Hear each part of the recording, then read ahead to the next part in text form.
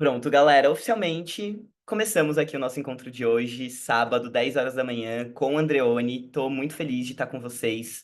A gente teve muitas inscrições, então imagino que vai ter uma galera chegando aqui, né? Porque é isso, 10 horas da manhã não é um horário muito fácil, a gente vai inventando essas coisas e eu fico muito feliz que vocês topam, né? Tá com a gente nessas também. Mas é isso, também vai ficar gravado, então vocês vão poder voltar nesse conteúdo depois. Para quem não me conhece, meu nome é Fabian, sou a pessoa que faz Corrida Brava, sou idealizador, né, faço curadoria, faço produção, tô em todos os cursos. Quero até saber aqui, né, da galera que já tá presente, quem já fez alguma atividade da Brava antes, quem tá tendo contato com a Brava pela primeira vez agora. Se vocês quiserem dizer também se já conhecem o trabalho de Andreone, se não conhecem, se estão tendo contato agora também. É bom porque a gente coloca esse chat para dar uma animada, porque eu gosto de um chat animado. E aí, é isso, né? Vou fazendo algumas perguntas aqui para vocês pelo caminho também. E aí, durante o percurso, vão hablando aqui no chat, porque a gente vai, né, pegando as coisas ali para ter um momento de troca no final. Bom, vou contar um pouquinho da Brava para quem não conhece, né, o que que é esse espaço. Imagino que tenham muitas pessoas também que estão assistindo pela gravação e podem não conhecer. Então, a Brava é uma comunidade de compartilhamento de conhecimento. Todos os dias a gente está aqui online e ao vivo, geralmente pelo Zoom, né, e não pelo YouTube, mas quando é aulão gratuito, geralmente acontece pelo YouTube, né? E aí a gente está promovendo sempre discussões que estão passando por gênero, raça, classe, sexualidade, corponormatividade, e principalmente como que os processos de colonização e o que a gente tem por colonialidade estão fazendo sustentação para esses sistemas. Aí fala assim, ah, tá falando de tudo isso, mas o que que monogamia tem a ver? Tudo a ver. Não monogamia, amor, né? Tem tudo a ver com todos esses marcadores aqui que eu tô dizendo para vocês. Então, acho que é isso que a gente vai explorar hoje também, né, com Andreone, vai vendo também essas intersecções. E tô muito animado da gente estar fazendo esse aulão aqui de novo com vocês, porque a gente já fez uma edição dele há um tempo atrás, e aí a gente falou assim, não, agora a gente tá aqui na festa do fim do ano da Brava, porque é isso. Foram 182 cursos esse ano, gente. 182, é muita coisa. E aí agora a gente fez esse momento de encerramento, onde estão rolando vários aulões gratuitos, com opção de colaboração voluntária.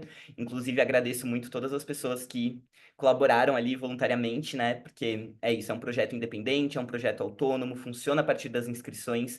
Então, é assim também que a gente vai dando algum tipo de sustentação para esse projeto, né? E vai também dando condições de todas as pessoas que estão ali fazendo parte da Rede da Brava, que todo mundo seja remunerado, né? Então, isso é um trabalho do dia a dia, né? Um trabalho que ocupa a vida de muitas pessoas.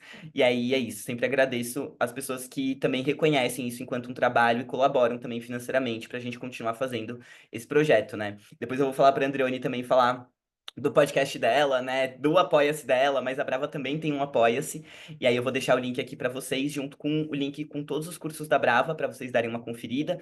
Amanhã a gente tem outro aulão gratuito que se chama Poéticas do Fracasso, então assim, se você, pessoa que, assim como todos, né, que somos das dissidências, já tá ali num lugar de fracassades da vida, então é ótimo que a gente vai ali falar um pouco disso, assim, junto com o Mitzi Queiroz, que é uma pessoa também muito incrível, e aí, na semana que vem, tem mais umas 3 ou 4 atividades gratuitas, e aí vocês podem se inscrever e a gente volta só em janeiro. Então, vou deixar os links aqui para vocês, link do Apoia-se, do Pix da Brava, de tudo isso, para quem puder colaborar com a gente. É muito, muito, muito importante a gente fazer algum tipo de sustentação mesmo financeira para esse projeto, principalmente nesse período, que é isso, né? Imagino que alguns de vocês saibam o que que é você parar de trabalhar e aí você parar de não recebe mais nada, né? Porque é isso que pessoas autônomas acontece na vida de pessoas autônomas. Então, para quem puder dar essa força pra gente nesse momento, agradeço muito. Bom, também avisar vocês, gente, que a gente gosta muito de conversa, então vão trazendo coisas aqui no chat pra gente, tragam as impressões de vocês, a vida de vocês. A gente entende muito que esse conhecimento que Andreoni vai partilhar aqui, né, ele não tem uma verdade absoluta, não é com o objetivo de chegar aqui e falar assim, olha, gente, é isso e pronto. Mas não, né, são sempre caminhos que a Brava vai abrindo a partir, né, dessas pesquisas que podem vir do campo acadêmico, podem não vir do campo acadêmico, mas que a gente traz para a coletividade. Então, é um processo realmente de construção coletiva de conhecimento. Por isso que as perguntas de vocês, os comentários que vocês fazem é muito, muito, muito importante. E eu sempre digo, assim, quando a gente está no Zoom, né, como que o grupo também dá sustentação para que essas diferenças possam acontecer. Então é isso, né? Às vezes a gente está lendo um livro e não é com tudo que concorda ali no livro, né? Às vezes a gente está fazendo ali uma coisa também não é com tudo que concorda. E também tá tudo bem, né? A gente vai ter diferenças e é sobre bancar essas diferenças e como que a gente dá condições disso acontecer num grupo que, para mim, é uma coisa muito importante, como que a gente dá sustentação para essa comunidade, ou como que essa comunidade dá sustentação para si mesma, né? Então, isso é uma coisa muito legal, assim, dos cursos da Brava, que a gente vai vendo, assim, como que as pessoas vão bancando o grupo que é feito mesmo, né? E a gente vai podendo trazer trocas que muitas vezes passam por lugares difíceis, por lugares incômodos, de dor, de violência, mas que a gente consegue fazer isso num ambiente também que tem respeito, que tem amorosidade, que tem afeto. Então, a Brava tá tentando mobilizar ali toda essa construção de conhecimento, mas pensando como o modo como a gente está fazendo isso, né? Isso pra gente é muito importante, a prática. Por isso que é isso, nos cursos que são pagos durante o ano, a gente tem sempre bolsas integrais para todo mundo que pede. Então, se você, pro ano que vem ali, né, estiver vendo os cursos pagos e falar, ai, quero muito participar, mas tô sem grana, você pode pedir uma bolsa, que as bolsas vão ser disponibilizadas para todo mundo. Esse é o projeto mesmo é para que todas as pessoas que queiram participar possam participar e que a gente consiga ter, assim, realmente essa comunidade sustentando esse projeto no sentido de quem pode paga, né, para todas as pessoas que não podem entrarem com bolsa e tudo mais, né? Então vai tentando ter um equilíbrio. Eu digo tentando porque às vezes a gente tem muito mais pedido de bolsa do que inscrições pagas, mas tudo bem, gente, a gente vai dar certo, vai funcionar. Mas é isso, galera. Alguns avisos agora antes da gente dar início. O primeiro é que é isso, está sendo gravado, vai ficar disponível para vocês por 30 dias, pelo menos, então vocês vão poder acessar esse conteúdo quantas vezes for necessário durante esse período. O segundo é que quando a gente vai mais ou menos no meio do nosso encontro, eu vou passar uma lista de presença. E aí, quem quiser o certificado, preenche a lista de presença pra gente, porque tem que estar aqui ao vivo, né? Que daí vai preencher a lista de presença e tudo mais, e o certificado vai estar disponível já logo na segunda ou terça-feira, vocês vão receber por e-mail. A gravação também vocês recebem por e-mail. E também vai estar disponível na área de vocês do Simpla, que é o site que fizeram a inscrição. Então, quando entra ali com login e senha, vai ter uma aba lá, quando entra no ingresso, materiais, clica nela, que daí vai ter a gravação, vai ter, sei lá, algum material extra que a Andreoni quiser disponibilizar, sei lá, que for, vai estar ali no Simpla também.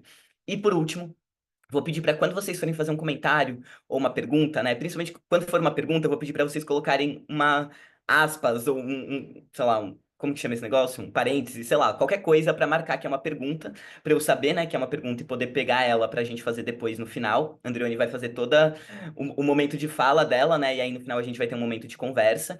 E também, se vocês forem fazendo comentários e essas perguntas, eu vou pedir para vocês colocarem os pronomes de vocês junto só para eu saber o pronome de vocês, porque senão eu não sei como me dirigir a vocês também.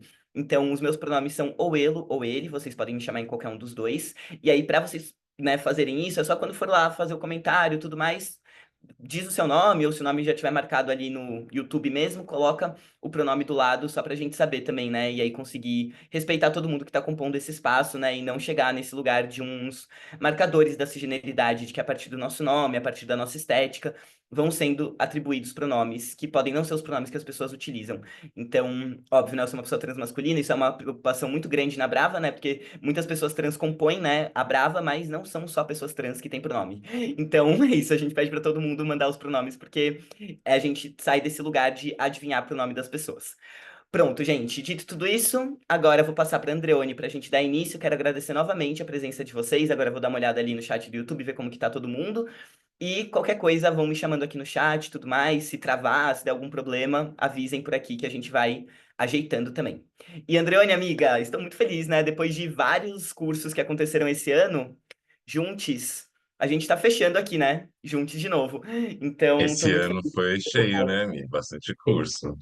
E Esse eu já ano, vi o pessoal do chat 132. comentando, amigo. Eu vim aqui buscar o amor não mono. Ah! Galera, já manda os arrobas do Agora virou o Instagram. Tinder, os rastros do Tinder. Gente, eu sempre falo nos cursos da Brava que a Brava é um ótimo lugar para conhecer pessoas. Funciona muito melhor que Tinder, porque assim, imagina, as pessoas que vocês vão ver aqui no chat já passaram por um filtro incrível, que é tá num curso de Andreone para falar de amor Uhum. romântico, não monogamia e tudo mais. Então, assim, mandem os arrobas de vocês aí, quem quiser no Instagram, porque é bom que a galera se conecta. Bom, Andreone, agora sim, amiga, vamos com Amigo, eu tudo. vou tentar compartilhar a tela aqui, aí você me fala se estiver funcionando, tá? Tudo. Tá aparecendo. Tá. E o som, como é que tá? Porque o som sempre dá uma bugada, né? A gente sabe disso. Tá bom. Tá de boa o Tá bom, som? tudo bem. Tá. Então, vamos lá, né? Vamos começar aqui a falar sobre os rastros do amor romântico. Essa segunda perguntinha aqui não é o mais importante do curso, mas entra porque eu sei que vocês são pessoas fofoqueiras, gostam de polêmica, querem saber se realmente o que que eu estou fazendo é não monogamia ou não é. A ideia aqui não é dizer se vocês são pessoas não monogâmicas ou não, não é aqui validar carteirinha, tá? Hoje não é um alistamento de validação de carteirinha, hoje é mais para a gente conversar mesmo e ver por que que em alguns casos, quando a gente fala desse negócio de amor romântico, e quando a gente fala de relacionamento aberto, e até mesmo de não monogamia, não necessariamente a gente está falando de descolonização, e eu acho que a gente deveria falar. Então é mais para chamar essa atenção. Para quem não me conhece, meu nome é Andreone Teres Medrado, mas nas redes Andreone Medrado, uso os pronomes ela dela. Minha formação vem de vários lugares, né? Primeiro eu fiz graduação em ciências biológicas, depois fui fazer o meu mestrado em fisiologia, estudando neuroendocrinologia reprodutiva. Aí depois fiz a psicologia pela USP também e terminei o doutorado lá. Eu estudei como que o nojo influencia a atratividade sexual, como que influencia o desejo sexual das pessoas, e que eu acho que é bastante interessante pensar o nojo como essa emoção que também diz sobre nossa atração, só que pela via da repulsão, né? Mas isso daí é uma outra coisa. E também eu sou coordenadora geral do Núcleo de Consciência Negra, onde eu também dei aula de redação esse ano. E minhas principais áreas de estudos é gênero e sexualidade, atratividade sexual, relações interraciais e não monogamia, só que eu resumiria tudo isso aqui como anticolonialismo. Essa é a minha grande área mesmo. Quem quiser me seguir no Instagram, quem ainda não conhece o meu trabalho, o meu perfil, eu deixo aqui para o convite, andreoni.medrado. E quem tiver afim de ler algumas coisas também que eu escrevo, tem o blog Devaneios Filosóficos, para poderem, né, dar uma lida. E já adiantar, assim, que quem quiser é só deixar comentário mesmo aqui, tá, gente? Pode ir comentando enquanto a gente está falando, Fabiana está de olho. E como eu nunca pedi nada para vocês, eu venho aqui pedir encarecidamente duas coisinhas simples, que não vai custar nada para vocês, tá? Primeira coisa, sigam lá meu podcast Devaneios Filosóficos. Eu criei ele esse ano, abri esse podcast para trazer vários assuntos, vários temas, e eu queria que vocês pudessem conhecer meu podcast. Tem assunto sobre muita coisa filosófica dentro da psicologia, e também, mais recentemente, eu criei um bloco só sobre não monogamia. Já deve ter uns 18 episódios. Então vão lá, dá uma olhadinha nos blocos que tem sobre não monogamia. E quem quiser ainda mais, avalie a gente com algumas estrelinhas, que isso ajuda muito o Spotify e o Deezer propulsionar o nosso trabalho. E também, como o Fabiano comentou, deixo aqui para vocês fazerem a leitura de QR Code também, para apoiarem a Brava. Eu vou deixar o meu apoia-se no final, porque eu tenho que convencer vocês primeiro. Fabiana já convenceu. Eu tenho que convencer vocês que meu trabalho é bom. E aí, no final, eu coloco o meu apoia-se para quem se convencer e quiser fazer contribuições, porque não é barato manter esse trabalho, embora o meu trabalho seja autônomo também, aquela coisa que é nós por nós. Mas quem quiser colaborar, fica a dica.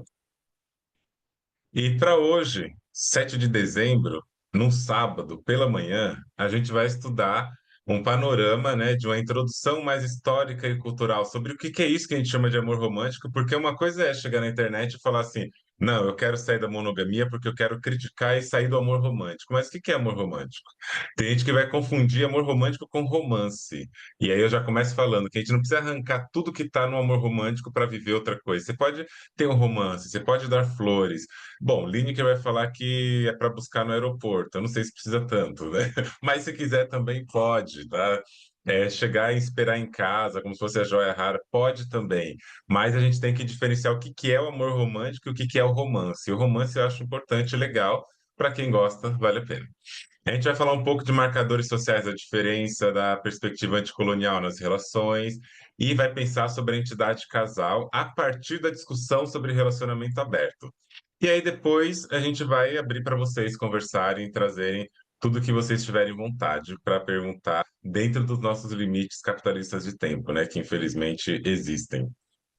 Então, começando, eu queria dizer primeiro, eu poderia abordar esse tema de uma série de vias, a partir de uma série de caminhos.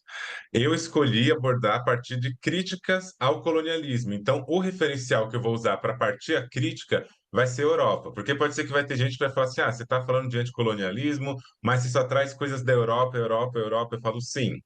Antes da gente, ou durante o processo da gente se aproximar da nossa cultura, identidade, de outras formas de viver o amor, é importante a gente saber como que isso que a gente aprendeu foi construído. Então, eu vou pegar uma base de crítica às ações eurocêntricas, capitalismo, pensar nesses fatores que, na minha opinião, impulsionaram e impulsionam o amor romântico, que é racismo, cisgeneridade, religião, ciência e uma série de coisas. Então, as referências críticas que eu vou trazer é pensando como que as coisas que aconteceram na Europa Europa e Estados Unidos têm se espalhado pelo Ocidente e faz a gente acreditar que amor é isso que a gente conhece hoje. E para começar, eu acho que é importante a gente ir lá no século II, lá no século III, pensar como que lá no século III, nos anos 270, essa noção de amor, essa noção do que hoje a gente chama de amor, tem uma base, como não poderia ser diferente, né, no Ocidente, religiosa. Lá no século III, o imperador Cláudio II, ele tomou uma certa decisão. Ele falou assim: agora, homens solteiros têm que continuar solteiros, porque estes homens solteiros não têm responsabilidade familiar e são melhores soldados na guerra. Então, a partir disso, como eu quero homens solteiros bons para a guerra, acabou a ideia de casamento, ninguém mais casa e quem falar sobre isso vai pagar por isso. Só que tinha uma pessoa lá, que era um padre São Valentim, que ele acreditava que casamento fazia parte do plano de Deus, porque provavelmente ele leu bastante a Bíblia e ele entendeu bem o recado, né? E ele falou: não, isso aqui é importante, eu vou continuar fazendo. E ele continuou pregando o casamento como essa forma de união divina. Só que no século 270, no ano 270, ele foi descoberto, denunciaram ele para o imperador, ele foi executado e foi morto, né? Foi preso e foi morto. Só que lá durante a prisão, ele se apaixonou, segundo conta uma das histórias, que ele se apaixonou pela filha de um carcereiro. Só que no dia que estava marcada a sua execução, ele mandou uma cartinha para essa filha do carcereiro e na cartinha ele escreveu do seu Valentim. E aí é isso que dá origem à data de São Valentim, que em vários países do Ocidente, o Dia dos Namorados é comemorado dia 14 de fevereiro, porque foi o dia 14 de fevereiro de 270 que Valentim foi morto. E aí essa data ficou até hoje como o Dia de São Valentim, que é o Dia dos Namorados. No Brasil, isso é diferente. Teve um curso que a gente deu aqui na Brava sobre Dia dos Namorados e não monogamia. E no Brasil a data mudou porque o capitalismo também está no meio, né? Então, o pai do João Dória, que foi prefeito, governador aqui de São Paulo, ele teve toda uma questão burocrática e capitalista e do trabalho para promover um dia de ascensão comercial que foi colocado o Dia dos Namorados aqui no Brasil de outro jeito. E lá no século V, ó, isso aqui foi no século III, né? A execução. Lá no século V, esse Papa Gelásio tinha uma data que era chamada de um festival pagão de Lupercalia, que era um dia que celebrava a fertilidade. Ele substitui essa data pelo dia 14 de fevereiro, que vai se chamar então Dia de São Valentim. Olha só, estamos falando do século V, a gente está no século XXIV. E essa data do Dia dos Namorados continua vigente até hoje, ou seja, os rastros do amor romântico, eles começaram a ser marcados há muitos séculos. E a gente tem hoje, por isso que é uma ilusão a gente achar que basta querer sair do amor romântico que a gente sai como quem desce de um ônibus. Não é bem assim. Dá para sair, mas não é tão simples, né? E aí a gente começa percebendo, né, ao longo da história, quais são essas características do amor romântico, por exemplo, ali na Idade Média. A Idade Média vai durar mais ou menos entre o século IV, V até o século XV. São muitos anos de Idade Média, né? E nesse período, século XIV, mais ou menos. Nesse período, o que, que tinha como característica esse tipo de amor? Era quase uma adoração platônica, no sentido de que não era a ver com o casamento, mas que era um arranjo mais social e econômico. O casamento era sobre transferência de bens. Só que era uma adoração platônica na narrativa do amor romântico, porque ele não se realizava. É aquele platônico de que existe o mundo das ideias e o mundo real, e esses mundos não se conectam, né? Então esse amor ele era idealizado, só que em grande parte ele não era consumado, não era o amor realizado. Essa noção do amor só como algo de posse, do amor não, do casamento como algo de posse, mas do amor como algo não realizado, vai influenciar profundamente o que hoje a gente entende como esse tal de amor romântico. Já começa ali, algo que é sublime, é belo, muitas vezes trágicos também. É impossível você assistir alguma coisa sobre amor romântico que não envolva nenhum grau de tragédia ou de drama. Tem que ter alguma das coisas para dizer, isso é amor. E aí a gente vai ver também ao longo da conversa de que a maior, sei lá, problemática do amor romântico é a gente acreditar que tem que ter sofrimento para amar. E cristianismo é perfeito para ensinar que quem sofre ama. Tá lá Jesus na cruz, na casa de muita gente até hoje, né, pendurado lá como prova de amor. Então, vai marcando esse processo também. Só que, como não seria diferente, a perspectiva cristã vai ter um papel fundamental nisso. A Bíblia Sagrada, esse livro que, apesar de tudo, eu recomendo que todo mundo leia, ou pelo menos faça a tentativa de ler. É um livro que conta muito sobre Brasil, apesar dele não ser escrito sobre o Brasil, as nossas raízes aqui no Brasil, elas passam por dentro dessa Bíblia inteirinha. Quem quiser ler, eu já li algumas vezes, eu recomendo só a título de entender sociedade, mas vai dar algumas torcidas no estômago às vezes, eu confesso. Mas é importante, porque teve um momento, por exemplo, que a Igreja Católica vai desempenhar um papel central na regulação do comportamento amoroso e sexual. E a Bíblia é um grande manual de controle sexual do corpo a partir do amor, a partir do sexo, a partir da relação. E aí vai promover o casamento como se fosse esse lugar sagrado e vai limitar certas expressões de desejos que não estão dentro do casamento. Então, você vai conhecer uma pessoa, você vai noivar com essa, namorar essa pessoa, noivar e casar com essa pessoa, e é só essa pessoa. Tudo que passar desse relacionamento não pode ter um cunho de um amor, de um desejo que seja íntimo. Aí vai ter que chamar de amizade, vai ter que chamar de família, vai ter que chamar de uma série de coisas. E o amor cortês, embora ele celebrasse esse desejo mais platônico, com o passar do tempo ele continua respeitando as normas cristãs, que vai prezar por castidade, pureza, e especialmente para quem? Para as mulheres. Ou, como eu chamo atualmente, para quem não é homem cis hétero. Todos esses grupos que não são de homens cis e héteros vão ser grupos controlados pelo amor romântico que vai desembocar na monogamia.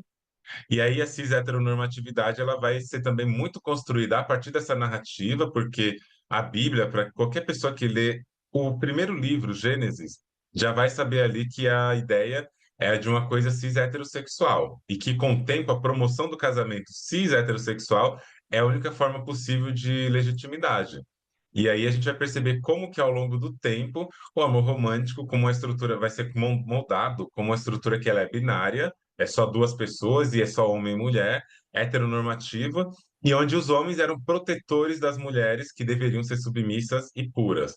Só que aí a gente tem que pensar uma coisa também, que não é o detalhe desse curso aqui agora, né? Mas que eu falo muito disso num curso que chama Não Monogamia e o Colonialismo, que eu acho que vale muito a pena pensar, de como que ao redor do globo, né, o Ocidente foi entrando, e a noção do Ocidente enquanto algo colonial da Europa para invadir os espaços era feminilizando o globo. E não feminilizando no sentido puramente estrito biológico do que chamam do que é uma mulher cis. Não, feminilizando no sentido de colocar antagonicamente ao masculino cis hétero colonial branco e fazer com que o globo seja um lugar onde possa ser invadido, explorado, abusado, penetrado. E aí eu vou mostrar algumas imagens para vocês de coisas que eu peguei no Instagram que apareceu em algum momento por conta dos algoritmos, aí eu comecei a salvar um monte de foto que vai mostrar, ou seja, inteligência artificial, montagem, mas mostrar como que as pessoas estão olhando o globo, a paisagem e a natureza, e vocês me digam se vocês conseguem ver alguma coisa nessas imagens que não é natureza, que não é paisagem e que não é simplesmente um objeto perdido no mundo. O que que vocês veem nessas imagens?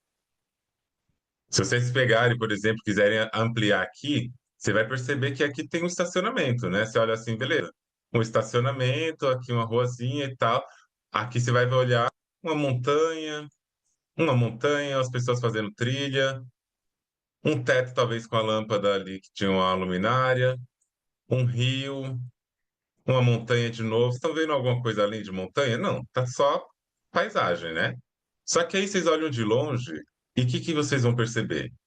cenas de sexo, mas não é qualquer sexo, é o sexo cis heteronormativo de penetração, invasão do pênis sobre um corpo. E aí tem muitas imagens aqui, eu quero poupar vocês, né? Mas tem muitas. E eu trouxe só mais uma telinha para vocês verem.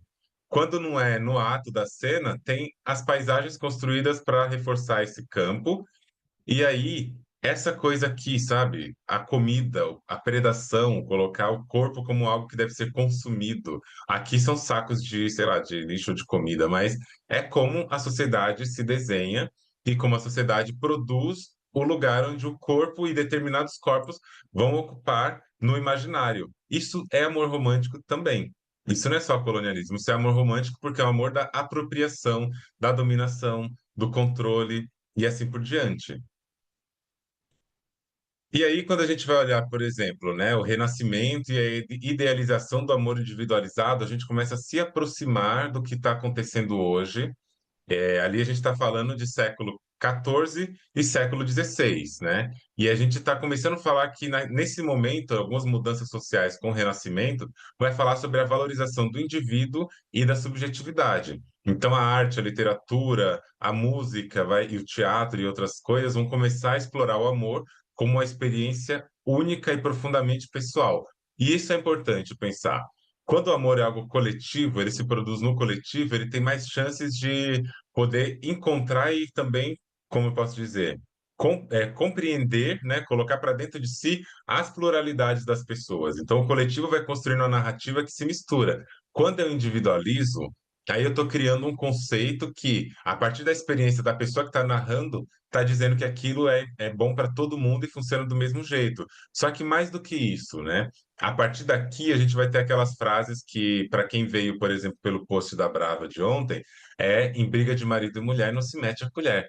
Essa individualização também tem esse papel fundamental de permitir que ninguém fale sobre o que está acontecendo. Vocês fiquem no seu canto e aí vocês façam o que vocês quiserem, ninguém tem a ver com a vida de vocês, ninguém se mete, e aí pode valer tudo. E aí a gente vê o número de abusos que tem, e eu não estou falando de relações heteronormativa, não, estou falando de relacionamentos de modo geral. Relações gays, LGBT, trans, negra, branca, todas vão ter essas violências, porque é importante para o sistema prender todo mundo.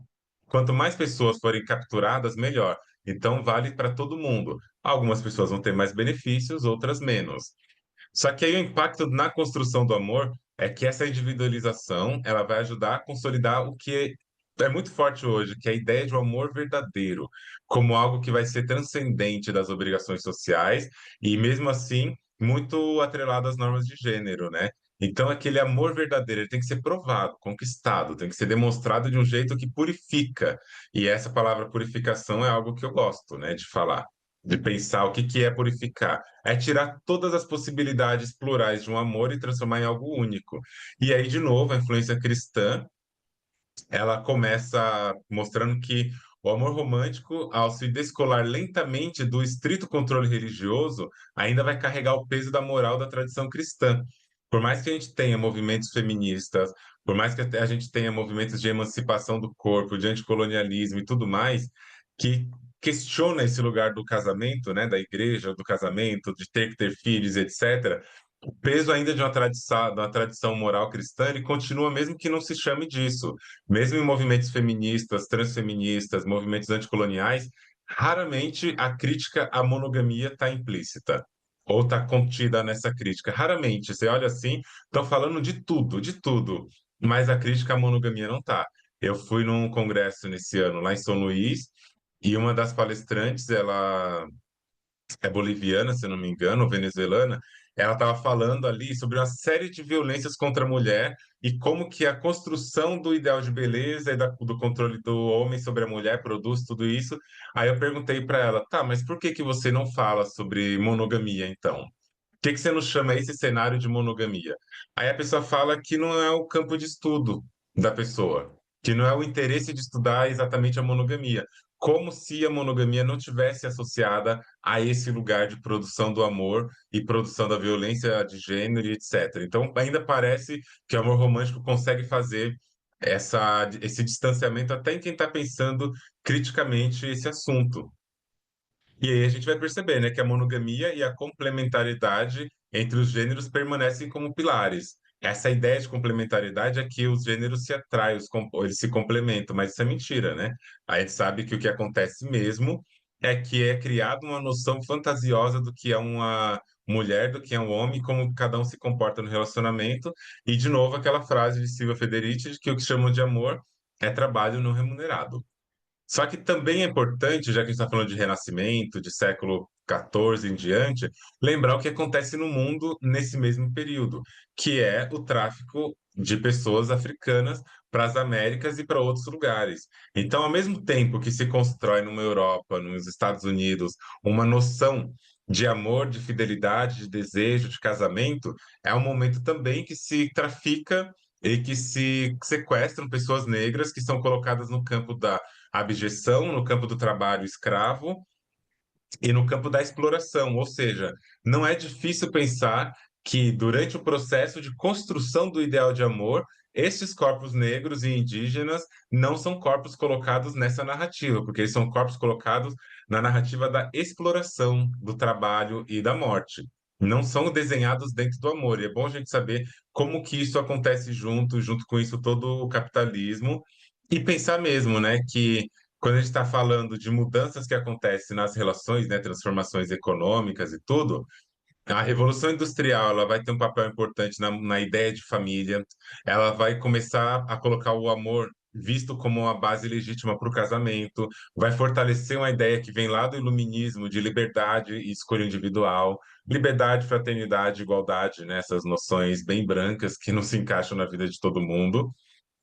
E a liberdade para quem? Fraternidade para quem? Igualdade como, né? Isso que tem que ser questionado também.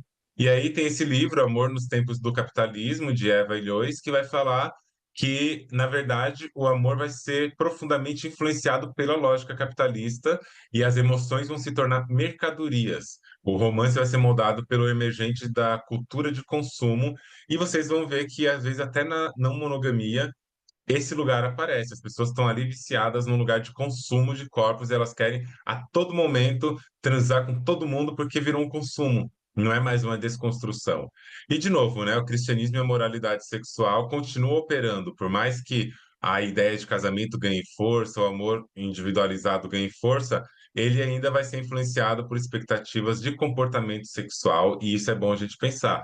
O amor ele é paradoxalmente celebrado como uma escolha, mas ainda ele é uma responsabilidade moral. Você é livre para escolher amar, mas você tem que amar nos moldes que a sociedade te ensina.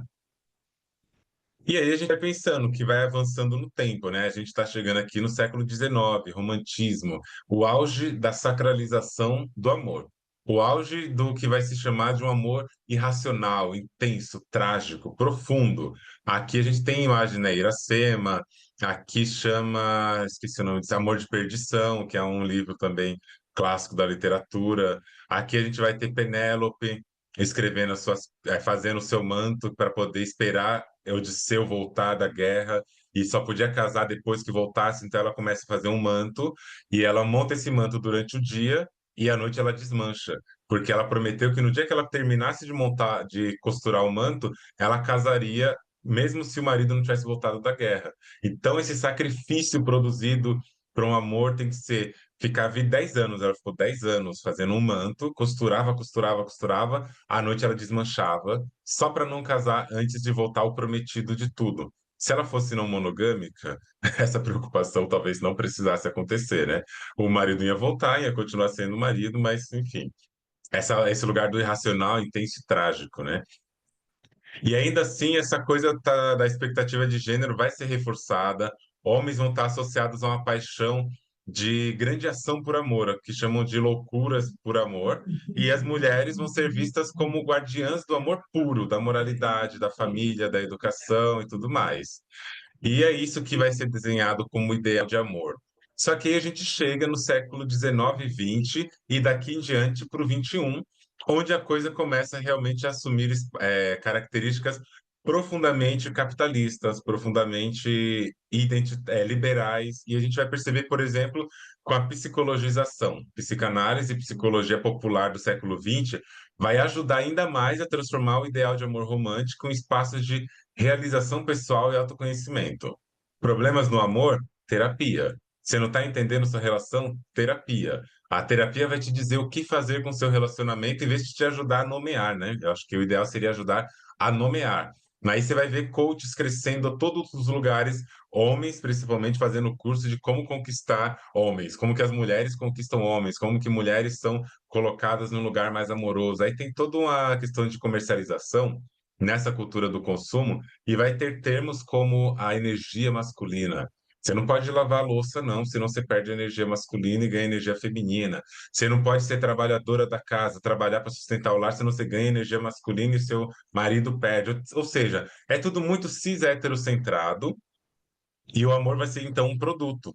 O casamento é um produto, os aplicativos de relacionamentos estão ali para mostrar um verdadeiro catálogo de carne que acontece.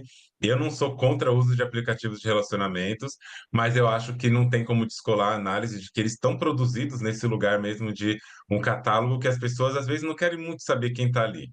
Elas querem só transar. Se for aplicativos tipo o Grindr, que é uma coisa muito mais instantânea ainda, aí é mais fácil, não tem interesses afetivos profundos, né? Mas acho que para qualquer um serve. Aí tem nosso querido Gary Chapman aqui, com essa tal de linguagens de amor, que eu vou falar um pouco depois, vai mostrando como que nessa emergência do século XX, no século XX, lá em 1990, a ideia de linguagens do amor captura muita gente aqui. Captura tanta gente que a gente fala, nossa, a coisa realmente está nesse grau, né? A gente quer saber até mesmo como a gente ama, não sei dizer como que é, preciso que alguém me diga. E aí vai fazer um sucesso tremendo.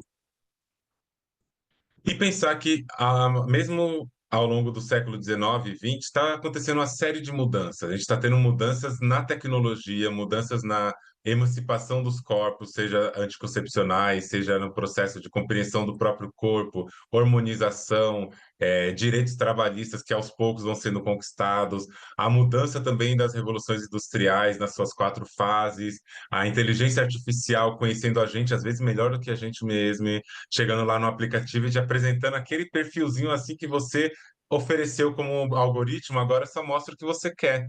Só vai mostrar pessoas do seu tipo porque te conhece melhor do que você.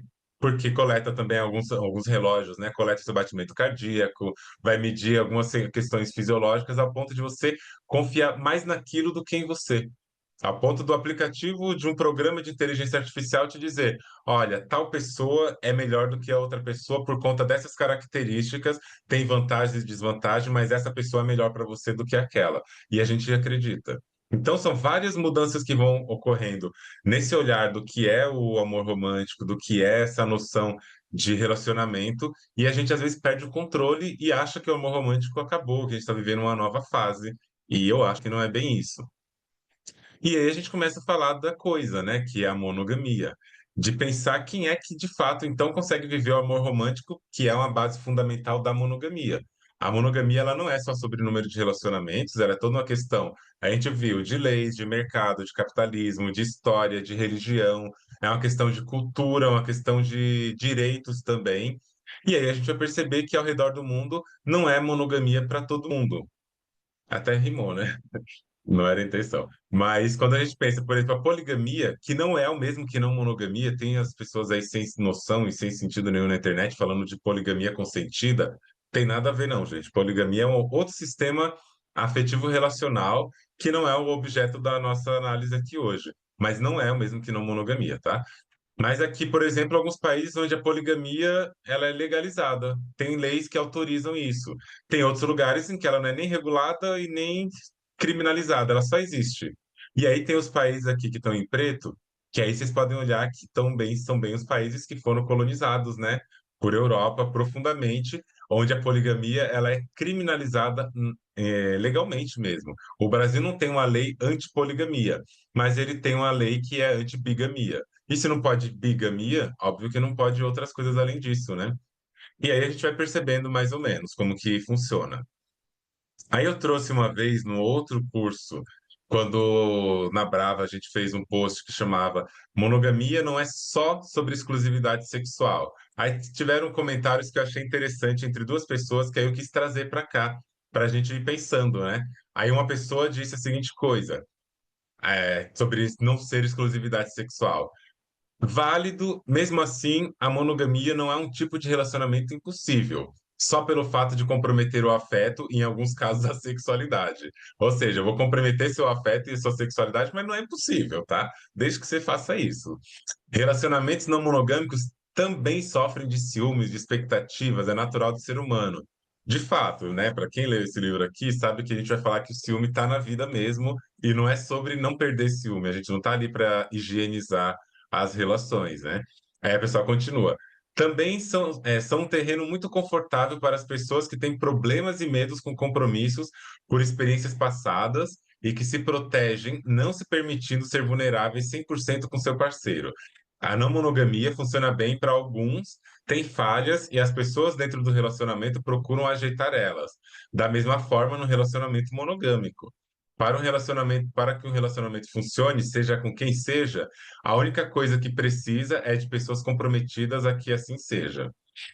Questões, né? Mas aí uma pessoa B foi lá e questionou e respondeu a seguinte coisa: problema que a monogamia e a não monogamia não é sobre configuração de relacionamento, é sobre estruturas de hierarquias dentro do relacionamento, nem sequer é sobre relacionamentos românticos. A não mono pensa em descentralizar, desconstruir ideias misóginas, racistas, LGBTfobia, em que a monogamia se baseia. A pessoa lacrou, né? É assídua da Brava, lê as minhas coisas ali, tá falando mesmo. Aí a pessoa não contente vai lá e comenta em cima. Não necessariamente. As pessoas são diferentes e todos temos necessidades diferentes. Existem pessoas que se sentem confortáveis em ter hierarquia no seu relacionamento, inclusive na não monogamia acontece de forma inconsciente, sobretudo quando um novo integrante começa a fazer parte da rede. É natural um ou mais colocar mais energia nessa pessoa nova. A não monogamia funciona para algumas pessoas porque estão dispostas a fazer concessões e mudanças que ela requer para manter uma dinâmica saudável. Assim como a monogamia funciona para outras, porque elas estão dispostas a fazer concessões, detalhes, hein? Concessões sobre desejos e vontades para construir uma vida junto a um parceiro só. É muito imaturo atacar o modelo de relacionamento monogâmico quando o que está errado é que ele seja imposto às pessoas. Existem vários modelos de se relacionar e cada um se encaixa onde vê mais benefícios. E pior que a pessoa está certa, ela está sabendo o que que é monogamia mesmo?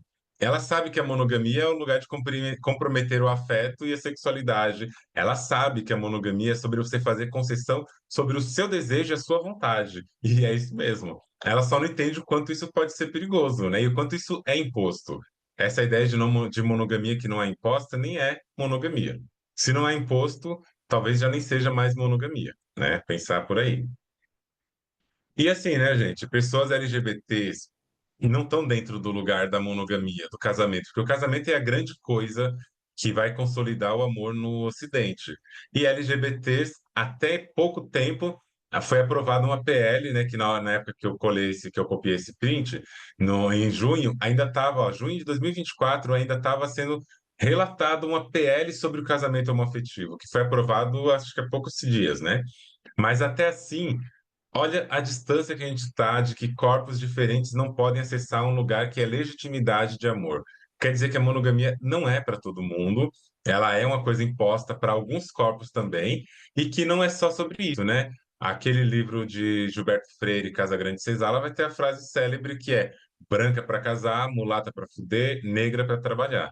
A gente não usa mais o termo mulata porque é racista, mas a gente tem aqui uma hierarquia colocada pelo amor branco que até na obra de Jorge Amado aparece, que é a preta no fogão, a mulata na cama e a branca no altar. Derivação da mesma ideia, né? Casamento. Qual é o corpo que é posto como corpo casável? O corpo branco. Não é o corpo da pessoa negra, não é esse corpo que é visto para atingir o casamento. E aí muito me espanta que as pessoas negras queiram insistir nessa noção de casamento porque é meu direito. Nem todo lugar que o colonialismo nos impede de entrar, a gente tem que querer pertencer. Nem todo lugar que dizem não para a gente tem que entrar e fazer parte daquilo. Às vezes a gente tem que fazer parte de um outro lugar mesmo, de uma outra construção, porque é aquela ali que se matem lá dentro, que vivam lá dentro. A gente não precisa entrar para mostrar que nós somos melhores. É igual uma coisa que eu acho super estranha que as pessoas fazem. Elas entram numa loja para comprar uma coisa, uma pessoa negra principalmente, ou uma pessoa trans. é julgada, é discriminada, sofre preconceito por conta da sua aparência e não é bem atendida direito. Aí a pessoa vai de raiva e saca todo o seu dinheiro e compra a loja toda. Para provar que ela é boa além do que estão dizendo. Eu falo, gente, isso é uma palhaçada. Porque a pessoa te maltrata, te cospe, te pisa e você vai lá e paga para esse tudo que aconteceu. Ou seja, a gente é negado de pertencer a um espaço e vai lá e paga para pertencer sob violência. Pega esse dinheiro, vai lá na loja de produtores independentes, gasta já que você tem dinheiro gastando, vai lá ajudar outros comerciantes, outros lugares, compra de pessoas negras que vai te atender bem. Para que ter que provar uma coisa para o colonialismo, né? O colonialismo não merece o nosso respeito, não merece a nossa dedicação, não merece sequer a nossa sinceridade, que dirá nosso dinheiro, que é difícil conseguir hoje em dia, eu acho, pelo menos para mim, né? E aí tem um texto também, quem quiser ver, reflexões acerca da estereotipia da mulher negra no imaginário social, a Dilma Machado, para quem quiser ler também é um texto que está bem interessante. E aí a gente vai ver, né, o que estão falando de monogamia e não monogamia no mundo, né, no Ocidente principalmente. E tem vários artigos em inglês falando sobre o benefício da relação monogâmica e não monogâmica, o que a gente sabe sobre o que chamam na ciência, né, de não monogamia consensual, as percepções da não monogamia, quais são as motivações, e vai falar dos efeitos que tem, se pessoas monogâmicas ou não são mais felizes e assim por diante. Acho que vale a pena ver, embora muitos deles estão em inglês, mas tem alguns que não. Tem o meu livro, né, que foi escrito com Juan, e tem um livro de Juan sozinho, que é sobre negritude e não monogamia, para a gente pensar o que está sendo falado sobre isso hoje em dia.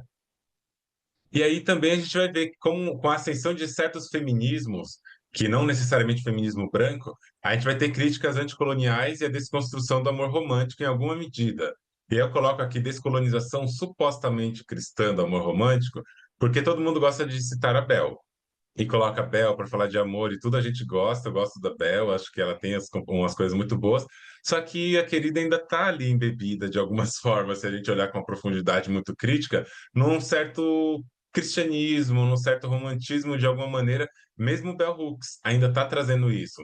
Audre Lorde, já acho que ela é muito mais enfática, é muito mais incisiva nas críticas, mas aí a gente está falando de uma mulher negra lésbica. Aqui ainda é uma mulher negra hétero, até onde se sabe, né? Supostamente hétero. As críticas são diferentes, o modo como chega no ataque é diferente e a gente precisa criticar mesmo essas legitimidades de poder. Vai ter que desconstruir normatividade cristã, esses hétero, vai ter que pensar no contexto religioso que vai se resistir, né, a novas formas de relacionamento e vai ter que marcar esse lugar de crítica mesmo à monogamia heterossexual e sempre pensar no neoliberalismo, como que ele se apropria, né, dessa narrativa cristã e da disciplina dos corpos. É sobre disciplinarizar os corpos que esse sistema vai se produzir. E a gente tem que pensar, eu coloquei essas duas pessoas, não são as únicas que estão falando, tem muitas outras, mas é que o pessoal gosta muito de ler, principalmente Bell Hooks, quando a gente fala de amor, e lê Bell Hooks como se fosse o referencial da desconstrução do que é amor no Ocidente. Eu acho que não é tanto. É importante, mas eu acho que não é tanto assim quanto ainda se imagina, né? A Audre Lorde acho que já vem numa crítica mais profunda e ela chega chutando a porta mesmo, eu acho que isso é importante. E aí a gente tem, de novo, falando desse livro, uma ideia de interseccionalidade. Para a gente entender amor romântico, para a gente entender vivência, para a gente entender sociedade, a gente tem que entender de quem a gente está falando, de que grupo que a gente está falando. Senão, a gente vai pegar pessoas que estão falando de um amor único e vai achar que esse amor único representa o mundo inteiro. E não é. Quem tiver interesse, tem aqui esse episódio de podcast que chama Afetos e Recursos Afetivos, diferentes percursos sociais, diferentes formas de amar e de se afetar. Tá lá no meu podcast, tá um link aqui para quem quiser dar uma olhada, ou então só segue o podcast e vai procura lá que vai achar, e eu vou mostrar como que as trajetórias elas são realmente distintas para grupos diferentes e não olhar para isso é violentar os relacionamentos, é ter que higienizar certas práticas para que elas possam caber no que a gente está chamando de amor e de sociedade. E por falar nisso, não tem como a gente pensar nisso se não for pensar em marcadores sociais da diferença, né? E aí os que mais aparecem quando a gente fala disso é classe, gênero, raça, sexualidade, religiosidade, que são marcadores importantes, que estão sendo mais falados. Só que aí tem uma série de coisas aqui que tem corporeidade, tem identidade, tem um monte de coisa que não está aqui ainda, mas que estão nesses pontinhos de amarelos, né, para a gente pensar e nomear, que cada coisa que tem aqui vai interferir no modo como as pessoas se relacionam. E o sistema de igualdade é aquele que vai se basear nessa intersecção, onde quanto mais desigualdade, mais vai ter uma relação de poder que vai ser construída, e que isso é base da monogamia, é base do amor romântico. E aí tem esse esqueminha para pensar que a monogamia não é uma coisa que nasce ali no momento que a pessoa quer se relacionar só entre si. Ela nasce da intersecção de vários outros sistemas que vão estar construindo a noção de monogamia ou de mononormatividade, que é a normatividade de uma relação só e de um amor só por vez. Aí tem várias letrinhas, quem quiser sugerir o que que seria cada letrinha dessa aqui também, eu acho que é um exercício para se pensar também. Para a gente desconstruir essa ideia de que amor romântico é uma coisa só, monogamia é uma coisa só, que vem de um lugar único, e a gente tem que entender que está por toda parte acontecendo de modo plural e que isso varia de contexto histórico, mas varia também de contexto corporal e de experiência de vida. E falar para vocês, né, o que eu sempre falo e que é bom repetir: monogamia não é sobre exclusividade sexual. Está longe de ser sobre exclusividade sexual, é sobre exclusividade talvez afetiva, emocional, financeira, de tempo, de interesse, de disponibilidade, mas não é exclusividade sexual. Você vai pegar a Bíblia de 3.000 e poucos anos, você vai perceber que lá na Bíblia, lá no Antigo Testamento, já tinha crime de apedrejar pessoas porque elas adulteravam. Ou seja, o pessoal já estava traindo há mais de 3.000 anos. Há muito tempo já tinha essa traição. Antes da gente falar sobre não monogamia no Instagram, de monogamia, já tinha traição como algo que acontece na monogamia. As mitologias gregas, mitologias cristãs, são permeadas de traição. Então, a monogamia não está nesse lugar da exclusividade sexual, ela está em outros âmbitos que pode sim incidir sobre a exclusividade sexual. Mas aí tem um texto meu no blog que chama Temporalidade da Conquista, o capitalismo afetivo e as ferramentas de manutenção das relações monogâmicas. Quem quiser ler, eu acho que vale a pena, mas aqui eu resumi em um gráfico que é como que esse amor romântico na monogamia, que às vezes a gente importa para não monogamia, quando a gente transforma cada relação em uma relaçãozinha monogâmica, em vez de desconstruir os relacionamentos de modo geral, isso aqui vai acontecer também. É uma prática monogâmica que pode entrar em outros espaços, né? Eu tenho um episódio no meu podcast que chama Entre o Caos e o Afeto, que acho que vale muito a pena entender como que funciona esse primeiro processo, que é: a gente tem uma certa maneira de pensar na sociedade onde sem lutas, sem ganhos, sem dores, sem conquistas. Mar calmo nunca fez bom marinheiro. Essa coisa de que é a partir do sofrimento, da angústia, da turbulência, em que você vai ser uma pessoa validada, uma pessoa realmente que ama e que realmente sabe o que está fazendo. Só que essa noção vai construir a gente num lugar que nós vamos ter que aprender a se desfazer, sofrer, para que aquele amor seja válido. E aí o que acontece no final desse relacionamento? Você acaba destruído, você acaba o pó da rabiola, moído, comido com farofa ali, o negócio tá acabado, coração partido, não tem mais força, não tem energia, e aí você tá nesse momento aqui. Sentimento fragilizado, descrença generalizada, ninguém presta, ninguém faz nada direito, eu quero morrer solteiro, não quero saber de ninguém. Aí aparece uma pessoa que te oferece o básico da vida, o mínimo. E como você já está lá no fundo do poço, um pão com margarina, que é uma coisa muito boa, vai ser transformada na melhor coisa do mundo. Vai ser para você um banquete, porque você já estava com fome há centenas de semanas, fragilizado.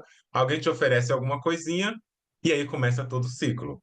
Fragilidade, uma migalhinha afetiva ali chegando, aí te oferece alguma coisa, isso socialmente te dá uma validação social, porque diz que você é uma pessoa que está sendo amada. Então, ser uma pessoa amada e desejada é um modo de validação social que logo se marca ali pelo que chama de love bomb, aquela explosão inicial de amor. A pessoa faz tudo por você. A pessoa anda 50 quilômetros a pé no calor, vai a pé do Rio a Salvador, né? Como ter aquela música, faz tudo por você e você fala, gente, isso aqui eu nunca senti antes, mas é mentira, você só tá com a memória alucinada, né? Você não tá lembrando do que aconteceu, mas tá explodindo, tá fervendo, tá gostoso, tá incrível. Só que tudo que é sólido se desmancha no ar, diria Marx. Aquele amor explosivo não é uma prática constante da pessoa, é uma performance da monogamia. É uma performance feita para durar o tempo necessário de convencimento de que aquele amor realmente está feito. Atingiu seu ápice aqui, consolidou, só que o tempo vai passando, aquela explosão que te conquistou começa diminuindo, ela não vai ser mais do mesmo jeito, o amor começa perdendo aquelas chamas, diminui o investimento afetivo até que cai de novo naquele lugar do tipo, será que eu estou fazendo a coisa certa? Será que eu quero estar aqui? Será que é um amor bom? E aí as pessoas começam a se afastar. Quando elas começam a se afastar, bate uma culpa relacional, cristã, um ressentimento, aí começa algo que vai apimentar a relação, seja lá o que for, que pode vir, por exemplo, a partir de promessas e esperanças. Aí reacende a chama. Aí quando reacende, vai de novo um love bombing menos intenso que esse, mas aquela reconquista. Vamos fazer essa relação ser a melhor do mundo. Eu quero que tudo com você seja perfeito. Até que essa pessoa de repente mudou de ideia, encontrou outra pessoa, gostou de outra coisa, aí entra em cena um descarte afetivo, aquela obsolescência afetiva que, se continua nesse molde do love bombing, vai ser feito para acabar. Love bombing não é feito para manter, é bomba, explode e acaba. Então vai ter a obsolescência, né? Que é o ato de ter um tempo programado para acabar. Novas ofertas afetivas, perda de interesse, aquele amor acaba, e a gente retoma para cá aquele amor, aquele coração partido, amargurado, triste, sofrido, desesperançoso, aí você volta para esse ciclo. E a vida fica inteira nesse processo. Aí, quem oferecer qualquer coisa melhor do que apareceu nesse ciclo, vai ser alguém que vai manter a relação por mais tempo e vão acreditar que isso sim, portanto, é amor. E agora eu encontrei o amor da minha vida porque não me bate, não me xinga, porque compra doce para mim, porque me acorda de manhã com um cafezinho uma vez por ano no Dia dos Namorados, traz um buquê proporcional à culpa que a pessoa está sentindo porque te traiu, e essa série de coisas, né? E a gente vai acreditar que isso é amor, entende? Isso aqui é temporalidade da conquista, na monogamia. E aí a gente vai ter um gráfico que pudesse desenhar nossa mente, seria exatamente isso aqui: oferta afetiva, explosão inicial, reduz o investimento, reconquista. E fica esse negócio oscilando entre o caos e o afeto. A gente vai sempre vivendo o caos a ponto de que a gente corre o risco de acostumar, isso é muito real, de que se não tem turbulência, se está constante, é porque não chama. Se não tem ciúme, não tem amor, se não tem briga, não tem amor, se não prova a coisa de um jeito mais intenso, não tem amor. E aí fica esse gráfico no cérebro, os hormônios, o desejo, a vontade e tudo mais, e as seguranças e as inseguranças fervendo na cabeça das pessoas porque não aprenderam a amar um amor tranquilo. O amor tranquilo não faz sentido para essa pessoa, só se for turbulento, que foi o tema, né, do nosso post do último post no Instagram. E aí eu retomo com a bendita linguagem do amor. Sejam sinceros aí, e quem mentir, Fabiano tá vendo. Vocês já ouviram falar de linguagens do amor, né? Vocês já chegaram no Google e jogaram ali teste online das linguagens do amor para saber quais são as linguagens do amor de vocês? Vocês já fizeram isso? Fala a verdade. O que que vocês mentir, vocês sabem que vocês estão mentindo. Eu já fiz isso várias vezes, mas várias vezes, e eu sempre achava tudo muito estranho. Eu falei assim, sério, será mesmo? Só que tá lá no Google, você joga e vai sair, ou dependendo do teste, vai sair só um desses, ou vai sair um gráfico grande que vai mostrar ali qual que é a porcentagem de cada coisa. E esse livro, Cinco Linguagens do Amor, vai dizer que tem linguagens de palavra de afirmação, tempo de qualidade, ato de serviço, contato físico e presente como formas de dizer qual é o seu tipo de amor e de receber amor. Só que quem leu esse livro aqui, que depois eu me surpreendi, que agora tem as cinco linguagens do amor das crianças. Ou seja, vamos treinar desde a base, né? Quando eu gravei um podcast, eu não tinha visto isso aqui ainda, mas tem agora até esse, né? E aí eu falo para vocês, isso aqui, para quem leu o texto, o livro, e para quem tiver curiosidade de ler, de ouvir o meu podcast sobre as cinco linguagens do amor, que está lá no meu podcast mesmo, no meu episódio, vão saber que, na verdade, esse livro ele surge num contexto muito neoliberal de expansão do coach, de expansão da religião, expansão do amor cristão, e ele adere na imagem das pessoas de um jeito que, assim, as pessoas vão realmente acreditar que tem que produzir um jeito de amar para funcionar a relação e que tem 5 linguagens só. Só que quem lê esse livro sabe que essas linguagens são feitas para que a relação heteronormativa seja mantida e para que o homem tenha privilégios na relação. E se não for uma relação cis-hétero, para que as partes envolvidas na relação que têm menos, digamos assim, menos autonomia, menos vantagem social, elas têm que se adequar.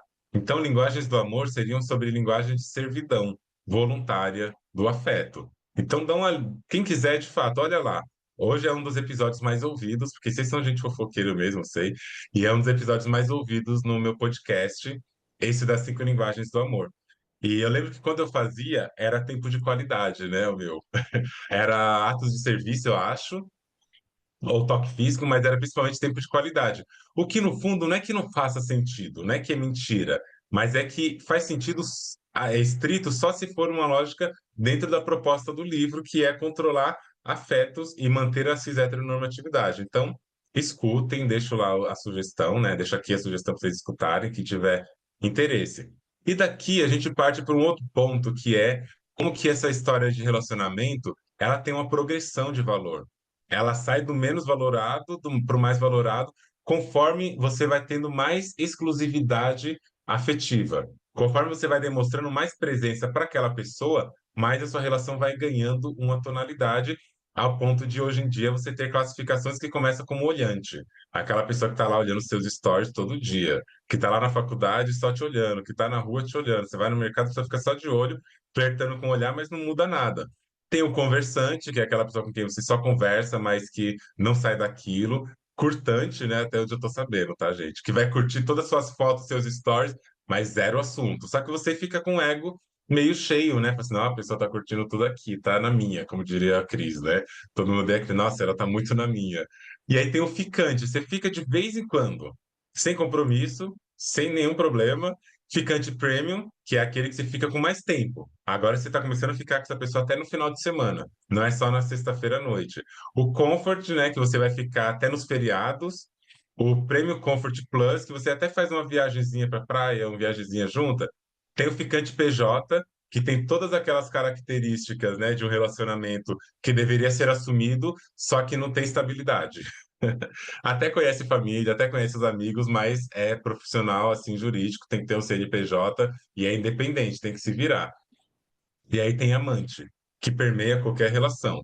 Isso aqui vai dar uma progressão de quanto mais você avança nesse lugar, mais você dá sentido para as pessoas falarem, nossa, eu amo mais, a pessoa quer mais a minha presença, então ela me ama de verdade, estou construindo um relacionamento.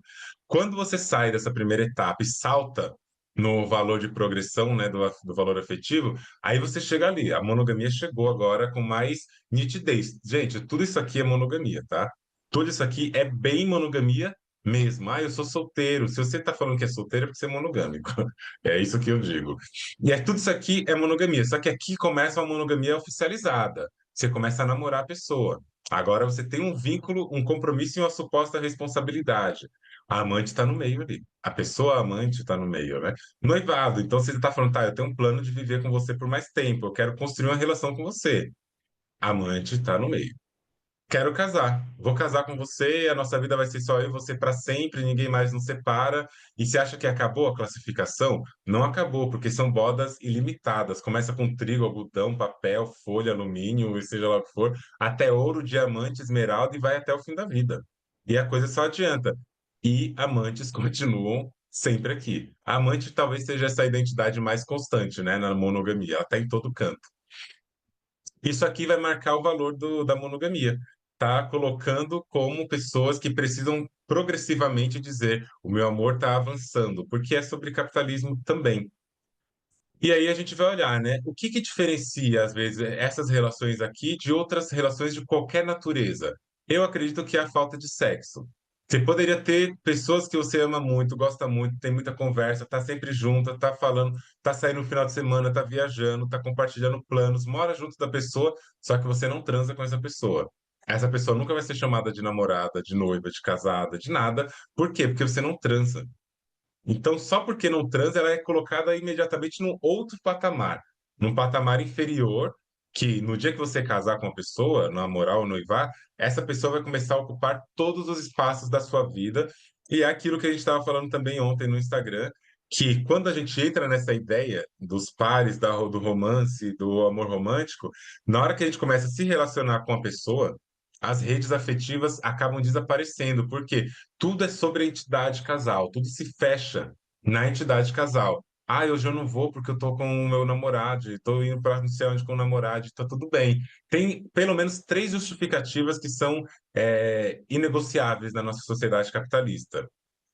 Você marcou um compromisso, chamou uma pessoa para alguma coisa e a pessoa te dá três justificativas que ninguém questiona de volta, que é, ah, desculpa, eu não vou poder ir porque alguém da minha família morreu ou alguém da minha família está doente, o luto, né? O luto geralmente é um lugar que a gente não toca, a pessoa está no hospital, está morrendo, então beleza, vai lá e cancela compromisso ou então nem marca. O segundo, trabalho. Putz, eu não vou poder ir porque eu vou trabalhar. Ninguém questiona. Ninguém chega e fala: ah, não, falta um dia, vem para cá, vem me ver. Não, você está trabalhando, desculpa, não quis incomodar. E o terceiro é: ah, não vou poder fazer porque eu combinei de ver meu namorado, combinei de sair, de viajar com meu namorado. Ah, desculpa, não queria atrapalhar também. Então, essas três dimensões geralmente são as desculpas mais validadas quando na verdade elas só reforçam o lugar de uma individualidade, né? De que as pessoas não podem ocupar e te participar nesses processos junto com você porque tá ali o individualismo posto. E pensar que lugar que o sexo ocupa na vida, né? O quanto que ele define relações ou não. Quando a gente olha na internet o que estão falando de relacionamento aberto, a gente vai ver que estão falando muita coisa de relacionamento, não monogamia. Vocês acham que relacionamento aberto, não monogâmicos estão na moda ou vieram para ficar? Por que relações abertas estão cada vez mais comuns? Jovens estão trocando a monogamia por relacionamentos abertos. E a gente vai ver que, na verdade, eles não estão trocando porra nenhuma. Eles estão só fazendo a coisa do jeito que ela sempre foi, com um pouquinho mais de liberdade, né? Ou com um pouquinho menos de prisão. A monogamia está fora do ar, relacionamento aberto dá certo. Enfim, uma série de coisas para questionar isso. Mas o que que as pessoas falam, né, quando estão falando de não monogamia também? E eu já digo, não monogamia não é sobre número de parcerias sexuais. É sobre a gente repensar dinâmicas coloniais que vão fazer a gente acreditar que o discurso da propriedade privada tem que ser aplicado nos afetos. E é o que a monogamia faz. Se a nossa não monogamia não questiona isso aqui, eu não sei, eu acho que não é bem uma não monogamia. Porém, para muitas pessoas, a caixinha da não monogamia só tem uma coisa dentro. Só tem sexo dentro dela. Não tem mais nada ali dentro. É só sexo, a vontade de transar com outras pessoas. Para algumas outras pessoas, a não monogamia vai ter sexo, sim, tá tudo bem, mas ela também vai ser um termo geral, uma caixa geral onde você guarda swing, relação aberta, poliamor, trisal, amor livre, anarquia relacional, não monogamia não é consensual, menagem e assim por diante. Tem gente que vai falar que é isso também. Respeito. Mas não é o que eu acredito. Eu acho que essa coisa de caixinha da não monogamia tem que ser quebrada, né? E tem que ser pensada no âmbito da descolonização afetiva. Se a gente não descoloniza racismo, transfobia, cisgeneridade, heteronormatividade, religião cristã, colonialismo, patriarcado, capitalismo, a gente nem está falando ainda sobre não monogamia. E aí pensar, né? Relacionamento aberto é não monogamia? Eu podia até abrir essa enquete para vocês responderem aí no chat, né? Eu vou beber uma água enquanto vocês colocam sim ou não.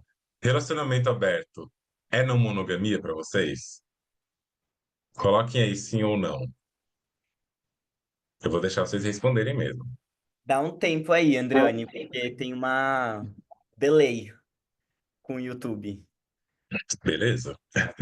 Vamos ver aqui. Se você quiser aproveitar para fazer comentários, amigo, fica à vontade. Nossa, Mi, eu tô só assim, eu falei até no chat que o meu ato de serviço era.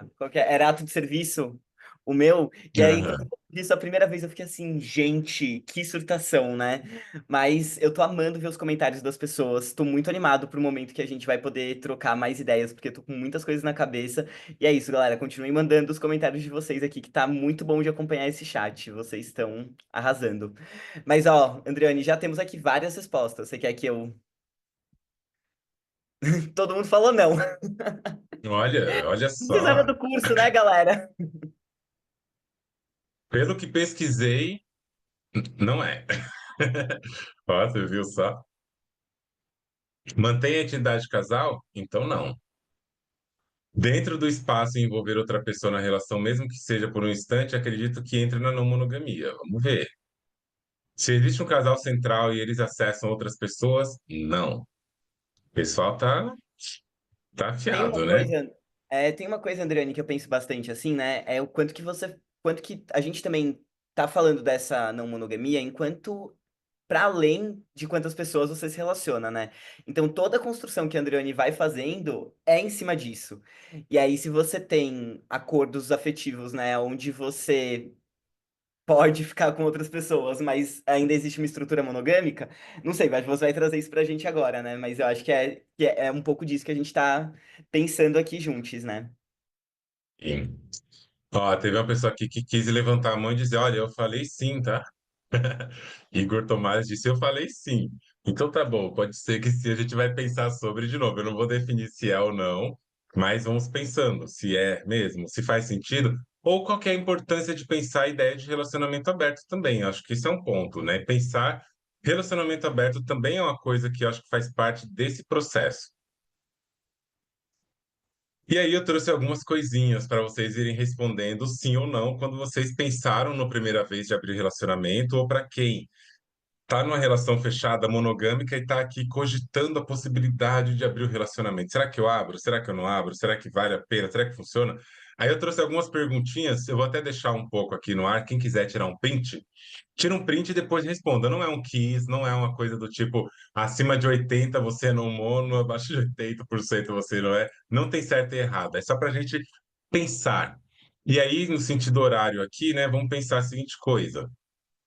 O que você está chamando de relacionamento aberto? Nesse lugar, busca-se viver outras relações sexuais sem responsabilidade afetiva, com a segurança de que a relação principal ela vai estar assegurada? Você fecharia a relação se uma das partes não quisesse mais se relacionar com outras pessoas, mas você ainda quisesse? As relações afetivas são descoladas de problematizações sociohistóricas e tudo se dá por amor? Sim ou não? A busca por outras relações diz respeito a uma vontade de apenas experimentar sexualmente os outros corpos? Você quer só experimentar sexualmente e aí é por isso que vai abrir?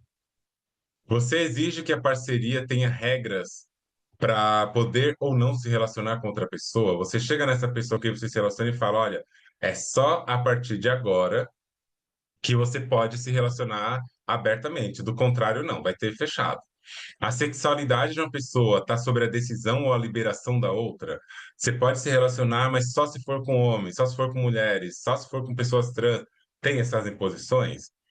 Existe o sentimento de que a parceria te pertence e você pertence a ela, então as escolhas devem priorizar a manutenção da relação central. Simplesmente é para poder transar com outras pessoas que você abre a relação, é o que eu ouço muito, né? Transar sem trair. É só para isso? Ainda mantém a estrutura casal centralizada na relação, e na demanda em relação aos outros relacionamentos? Essa abertura, e aqui que eu acho extremamente importante, essa abertura ela é feita para tentar salvar o seu atual relacionamento? Porque, assim, essas perguntas podem ser sim ou não, pode ser talvez, pode ser nada, mas são perguntas para a gente pensar o porquê que o relacionamento aberto está sendo feito. E eu vou falar para vocês a real. A maior parte das relações abertas que acontecem, a resposta para todas essas perguntas costuma ser sim, ou para a maioria delas. A resposta costuma ser sim. E eu acho um perigo, principalmente essa aqui. Abrir relacionamento para salvar o relacionamento é complicado, porque não sei se vai caminhar no sentido que as pessoas estão esperando, né? E aí volta de novo para essa lógica que a gente falou. Se a gente continua nesse lugar de relação fechada, a gente reforça essa ideia de uma progressão dos relacionamentos e a gente cai na ideia monogâmica, né, de vida, de ser, de existência. E aí, eu penso que também tem outro termo que está no capítulo 2 do livro Não Monogamia, Trânsito entre Raça, Gênero e Sexualidade, que é brancogamia, que é quando a branquitude quer dizer o que que é abrir ou não relacionamento, o que que é relação descolonizada e etc. E lembrar, né? O que você está chamando de relação aberta, ou até mesmo o que você está chamando de não monogamia. Passa por esses lugares aqui, porque, por exemplo, se você não fala nem considera Os marcadores sociais da diferença, como classe, gênero, racialização, pessoas com deficiência, localização geográfica, neurodivergência, corporeidade, cuidado de criança, nada disso, talvez a gente vai cair numa brancogamia. E quem quiser um texto no blog tem também sobre isso, tá? Mas tem um episódio no podcast, tem um vídeo no Instagram, tem um monte de coisa sobre esse termo aqui que eu considero bem central nas minhas críticas. As escolhas de programas e encontros são feitas sem levar em conta condições socioeconômicas e identitárias das pessoas envolvidas, ou seja, cada um se vira e faz o que quiser.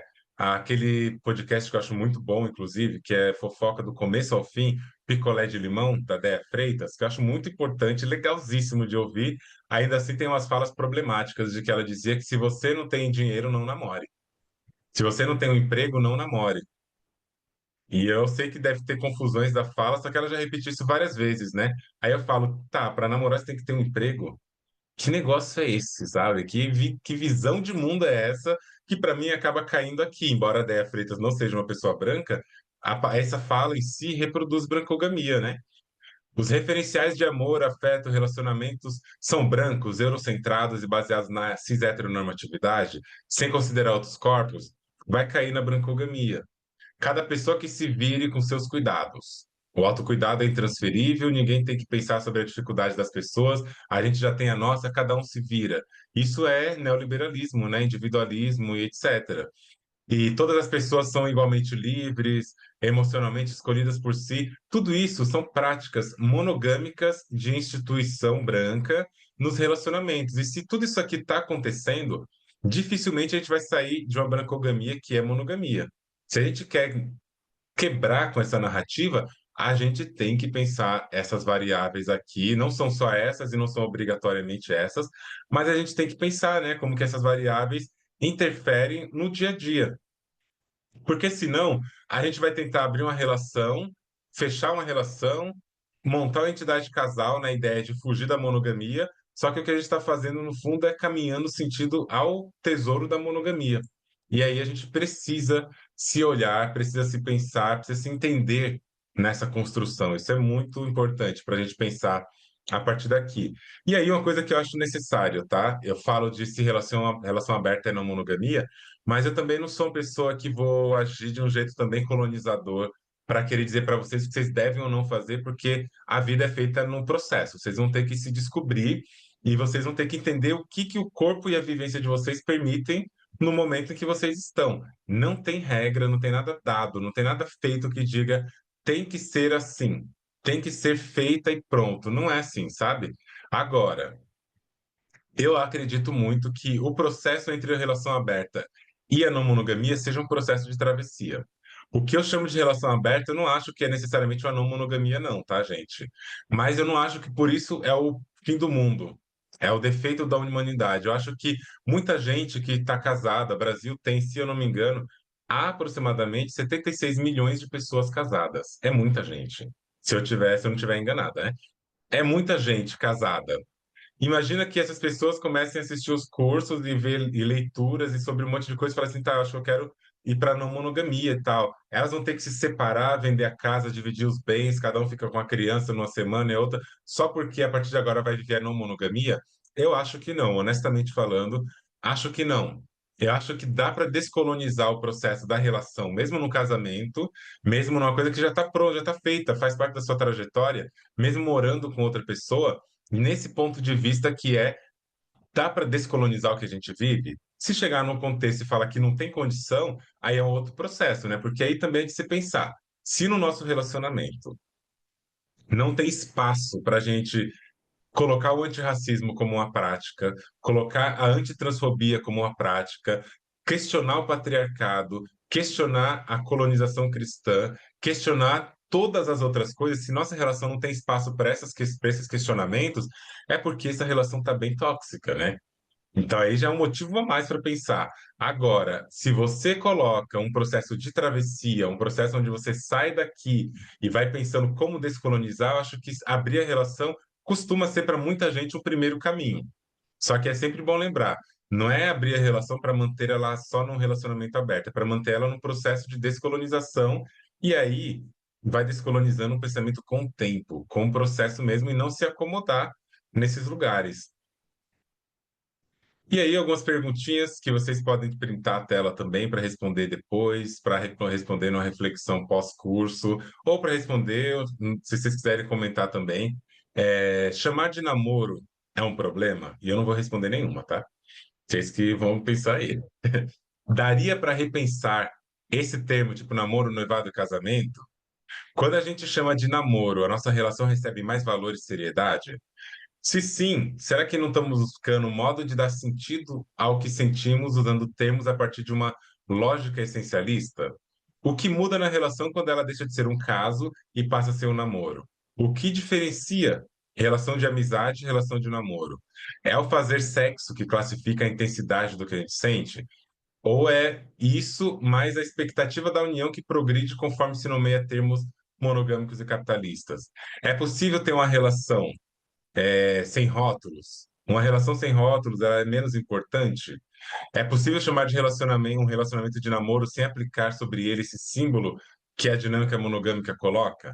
É possível namorar sem instituir noção de progressiva de afeto, em que as próximas etapas têm que ser cumpridas para validar o vínculo emocional? Pensem aí que a gente fica nesse campo. E aí, agora a gente vai para a parte 2, que é para vocês comentarem, Fabiana ler os comentários, a gente fazer alguns comentários dentro do nosso tempinho. E convidar vocês, quem não conhece o livro ainda, Não Monogamia, Trânsito entre Raça, Gênero e Sexualidade, que Juan escrevemos. Está disponível na Amazon, está disponível na editora Telha também, no site da editora. Quem quiser saber mais do meu trabalho, tem a minha defesa de doutorado no YouTube, tem a minha participação no Café Filosófico, na Estação Livre, né, na TV Cultura, e tem meu podcast, como eu já disse, tem o meu blog e tem o Instagram. Sigam no Instagram, acompanhem as discussões, que vocês são bem-vindos. E mais uma vez, gente, não custa nada. Olha, aqui, nesse exato momento, nós temos 96 pessoas assistindo, só que foram mais de 600 inscrições, ou seja, muita gente ainda vai ver isso aqui ao longo do tempo. Não custa nada, né? Vocês chegarem agora aí, abrir o celularzinho de vocês, colocar Spotify, Devaneios Filosóficos, seguir. É só seguir, assim. Se vocês não gostarem, depois vocês podem desseguir, tá? Tá liberado. Mas dá um apoio pra gente, ajuda a gente também. E quem quiser no Apoia-se, também você pode apoiar meu trabalho fazendo contribuições ali mensais, do valor que vocês quiserem, para ajudar a gente a manter também essa produção, que é uma produção muito extensa, mas que a gente faz com muita responsabilidade e muito cuidado. E é isso, muito obrigada. Aqui tem algumas referências bibliográficas que eu usei para esse aulão e para outros cursos também. Quem quiser acessar, está disponível. E a gente fica aqui. Agora, Fabiano, é você. Voltou pra mim, né, galera? Peraí que eu vou tirar a marcação aqui pra aparecer nós dois. Vamos lá, gente. Nosso momento de conversinha. Não vale pegar todas as perguntas que a Andreone fez e trazer aqui de volta pra pedir pra ela responder, né? Mas assim, eu amei que uma pessoa que Gabi disse. Foi Gabi, falou aqui no chat, né? Amei as perguntas. Minha última conversa de bar sobre não mono teve essas aí. E essa diferença entre amor e amizade. Gera um bololô. Gente, eu achei que você pode printar realmente essas perguntas. E sabe aqueles jogos de perguntas que você precisa pra começar conversas? É um Sim, ótimo. Assim, com Andreoni já fez, certeza.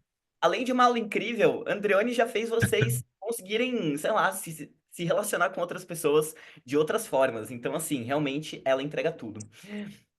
Faz E, os cards, né, Mi? Você faz aqueles cards e coloca a pergunta e a pessoa tem que escrever sim ou não, aí no 3 você vira a resposta. Ó, no 3 você mostra a resposta, aí você olha lá um sim, um não e um sim, um não e um não, você fala, tá, vamos conversar sobre isso, então? gente, é Né? Eu acho ótimo que tá. estabelecendo já os limites ali, né? Tipo, já entendendo um pouquinho ali da pessoa, não que é isso, as coisas precisam ser fixas, né? Mas é bom também quando, não sei, é uma das coisas que eu ia conversar também, ia trazer, né, pra gente trocar ideia, mas o quanto que conversa, não sei, eu sou muito uma pessoa dos papinhos, né? Eu amo uma DR. Eu realmente sou a Então, pessoa da uhum. DR. Então, pra mim é assim, o quanto que conversar é importante nesse processo pra gente estabelecer ali, né? Tipo, como que é essa monogamia? Porque é isso, existe uma pluralidade, né? Tipo, as pessoas são múltiplas e aí a gente acaba tendo as nossas réguas pra dizer ali do outro quando a gente tá no processo de conhecer essa outra pessoa, né? E aí eu sempre, quando tô pensando nisso, tipo, independente da da pessoa e tudo mais, sempre fico pensando como que a gente estabelece relação, né? Porque relação quer dizer estar relacionando com uma outra pessoa e não com a gente mesmo, né? E muitas vezes, dentro desses processos, né, eu sinto que a gente vai criando tanto significado para outra pessoa a partir de nós mesmos que parece que a gente está se relacionando com a gente e não com o outro. Então, é uma coisa que eu fico assim, trazendo, pensando muito, né, o quanto que a conversa é importante nesse processo. E eu gosto muito, Andriane, quando você diz da relação aberta, enquanto esse lugar também. Que é isso, gente, aqui ninguém vai vir com, ah, você é, você não é, você pode, você não pode, dá aqui sua carteirinha, dá não sua carteirinha. Mas o quanto que é importante a gente pensar nesses sistemas enquanto sistemas. A gente pensa no capitalismo enquanto um sistema, a gente pensa no gênero enquanto um sistema, a gente é isso, nada é natural, né? Então, as coisas estão inventadinhas aqui pra gente, a Andriane vai mostrando isso. Então, o quanto que é importante a gente problematizar, né? E ver que a gente está vivendo sob algum tipo de regime. E o que que a gente faz em relação a isso? Então, mesmo que você não queira, sei lá, ficar com outras pessoas, mas é isso, tipo, não. Qual é o problema da outra pessoa ficar com outras pessoas, né? Tipo, e aí, até quando eu tô pensando, você trouxe Bell Hooks e Audrey, e eu tô lendo um livro da Audrey que é, assim, incrível, que chama Diários do Câncer. E é triste, mas assim, nossa, ela traz coisas. É isso, a Audre Lorde eu acho foda, assim, o trabalho dela. E aí, a própria Bell Hooks, eu acho que ela ajuda a gente também a pensar nesse amor enquanto uma ação que requer muitas coisinhas ali que ela vai trazendo. E aí eu acho que ela não vai pra não monogamia, mas se você olhar para as coisas que ela tá dizendo sobre o amor, diz sobre a gente ter relações, né, que estão partindo de alguns princípios ali, né, de autonomia, de respeito, de amorosidade, né? Então eu acho que ajuda também a gente a pensar nesse amor de um outro jeito. Mas era tudo isso que eu queria falar agora, Andreone. Eu vou ler esses chats aqui pra você. E só um comentário disso, né, sobre DR, que é uma coisa interessante, que eu estava falando sobre isso ontem, inclusive, que às vezes a monogamia produz o lugar da DR como aquele lugar onde a relação já está por um fio e por isso, e só por isso você tem que ter uma DR. Aí quando as pessoas entram numa não monogamia ou quando alguém resolve ter um comentário mais expansivo sobre DR, toda DR parece que está sendo um término. E as pessoas têm medo. Nossa, mas você está terminando comigo? A gente vai terminar? Falei, não, a gente está conversando de uma coisa que está ruim agora. A gente quer conversar sobre. Então, esse medo da ADR, eu acho que vem daí, que não tem conversa, não tem discussão, e quando tem, é para falar assim: olha, assim não dá, eu vou terminar. Sendo que DR, nessas discussões de relacionamento, tinha que ser uma coisa quase que constante mesmo. Acho que não tem problema a gente se colocar nesse lugar de poder falar o que está sentindo quando está sentindo. Mas vamos lá, Mi. Vamos lá. Vamos lá. Não, eu concordo 100%, Ami, é isso. Tá tudo bem? Vamos falar que também tá tudo bem. Às vezes a gente precisa ter conversas pra lembrar que tá Uhum. tudo bem, né? Tipo, falar assim, olha, tô Sim, gostando muito dessa relação. O quanto a gente pode também conversar sobre a relação pra fora dos problemas da relação, né? Porque é isso, vão ter problema, sim, mas às vezes é muito importante a gente estabelecer ali algum tipo de conversa pra falar, olha, tá sendo massa me relacionar com você. Eu tô, tipo, achando isso aqui exato. legal, eu tô me sentindo desse jeito. Então, tipo, é isso, né? Bom, gente, deixa eu fazer. Tem três perguntas aqui que eu já catei, e aí eu vou olhar mais pra mostrar pra Andreone. Sara, eu vi sua pergunta aqui, mas eu não entendi muito bem. Se você puder explicar um pouquinho melhor no chat pra mim. Sara utiliza os pronomes dela e falou: foi bastante falado sobre a monogamia. Gostaria de saber mais sobre a monogamia. Aí eu não entendi se você gostaria de saber mais sobre a não monogamia ou sobre a monogamia. Se você puder me explicar aqui, eu agradeço. E aí, Alexandre falou: poderia falar sobre o local dos contos de fada na produção das subjetividades monogâmicas? Ai, gente, eu amo esse papo. E Mika utiliza os pronomes elo e tinha falado, né? Tem algum curso, vídeo ou material onde você explica melhor o diagrama que você mostrou, que tem círculos escritos, colonialismo, raça, gênero, etc. Queria ouvir mais sobre. E aí eu já aviso, Mika, tem no curso, que a gente faz mais completo. Mas para além disso, talvez Andriane tenha outras coisas. Ami, se você puder ir respondendo isso, eu vou dar uma outra olhada aqui no chat. Primeiro, sobre contos de fadas, a primeira coisa que a gente tem que saber é que é sobre a dominação masculina sobre as mulheres. Acho que é a primeira coisa. Contos de fadas é sobre estupro, abuso, sobre beijar a pessoa que está dormindo, sabe? É sobre esse tipo de coisinha que está por aí, sobre envenenamento por rivalidades e etc. E é sobre uma entrega profunda do que isso representa. Só que a gente cresce ouvindo contos de fadas. A gente cresce ouvindo narrativas de que a pessoa especial para a nossa vida ela vai chegar. Ela vai aparecer e ela vai nos salvar de um lugar onde era pura tristeza, dor, exploração e nos levar para um lar encantado. Só que para você poder entrar no conto de fadas, você também vai ter que se adequar às narrativas. Não adianta você querer ser a bela adormecida se você não for adormecida, se você não for higienizada dos seus afetos e emoções, se você não for aquela pessoa delicada, aquela pessoa assim totalmente desprovida de identidade. É isso que as pessoas querem? Talvez não, mas elas acabam sendo para que, uma vez sendo, elas possam viver esse amor. Aí eu lembro aqui, Adriana Ventura, quem quiser seguir, a página chama Adriana Ventura Oficial, e aí a gente está escrevendo um livro de um conceito que a Adriana cunhou, que chama a Síndrome da Escolhida, que eu estou tentando conversar com a Adriana para virar a Síndrome da Pessoa Escolhida, para não marcar tanto esse gênero, né? Mas o que que diz a Síndrome da Pessoa Escolhida?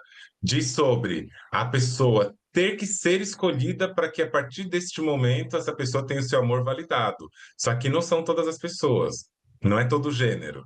Quem escolhe não é todo mundo que escolhe. Quem escolhe é quem tem menos marcadores sociais da diferença, e na narrativa dos contos de fadas é o homem, é o príncipe. Ele escolhe. E aí a gente aprende a partir daí que ser uma pessoa escolhida é ser uma pessoa que tem o seu afeto e seu desejo legitimado. Você pode viver 30 anos com a pessoa, enquanto não pediu em casamento, não é um relacionamento sério. Você espera a vida inteira por esse relacionamento sério, porque você tem que ser escolhida por aquela pessoa e tal.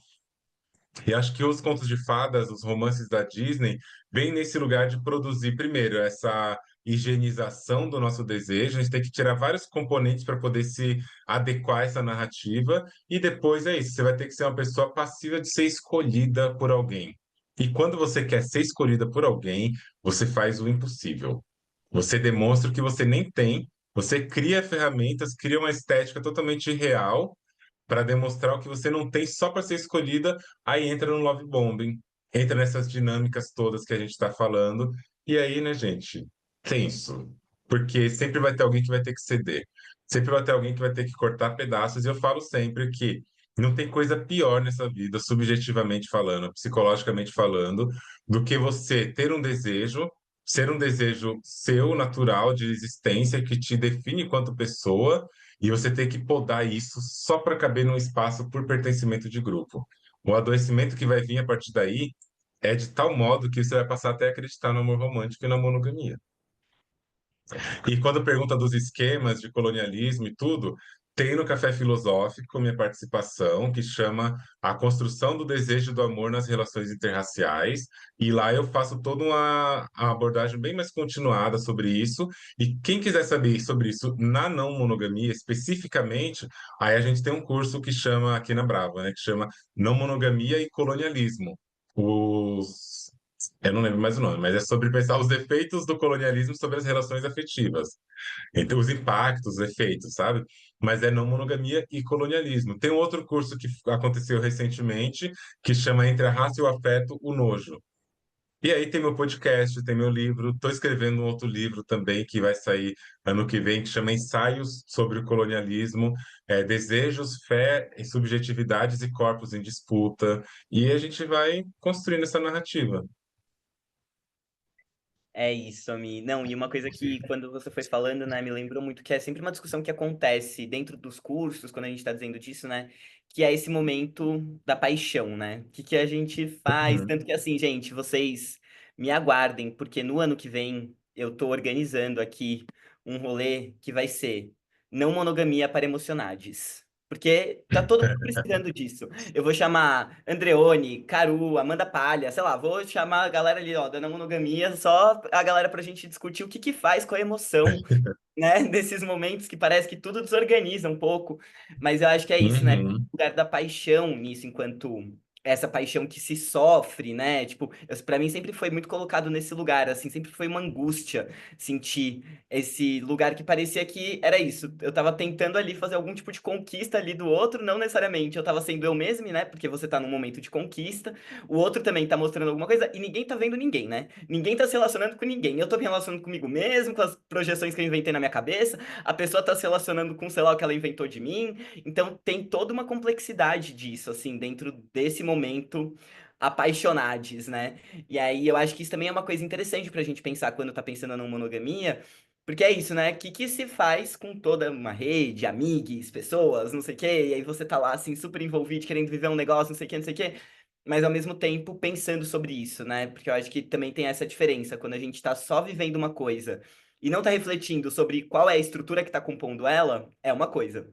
Quando a gente tá vivendo já pensando, nossa, isso aqui que eu tô passando tá meio complexo, né? Já é outra coisa, assim, né? Então, não sei se você gostaria, eu poderia falar um pouco sobre isso, porque eu gosto muito de ouvir sempre, né? Sou uma pessoa emocionada. Mas é isso, eu concordo. Eu vou só concordar. Dizer que ano que vem tem muita coisa por aí, supostamente um curso no SESC sobre não monogamia está em trânsito. Vamos ver o que vai acontecer. Mas também, gente, vamos, né, ler outras perspectivas. Igual quando me perguntar, me indica livros sobre referência sobre não monogamia, eu falo, leia o mundo. Lê qualquer coisa. Se você ler contos de fadas, você vai estar aprendendo sobre monogamia e não monogamia.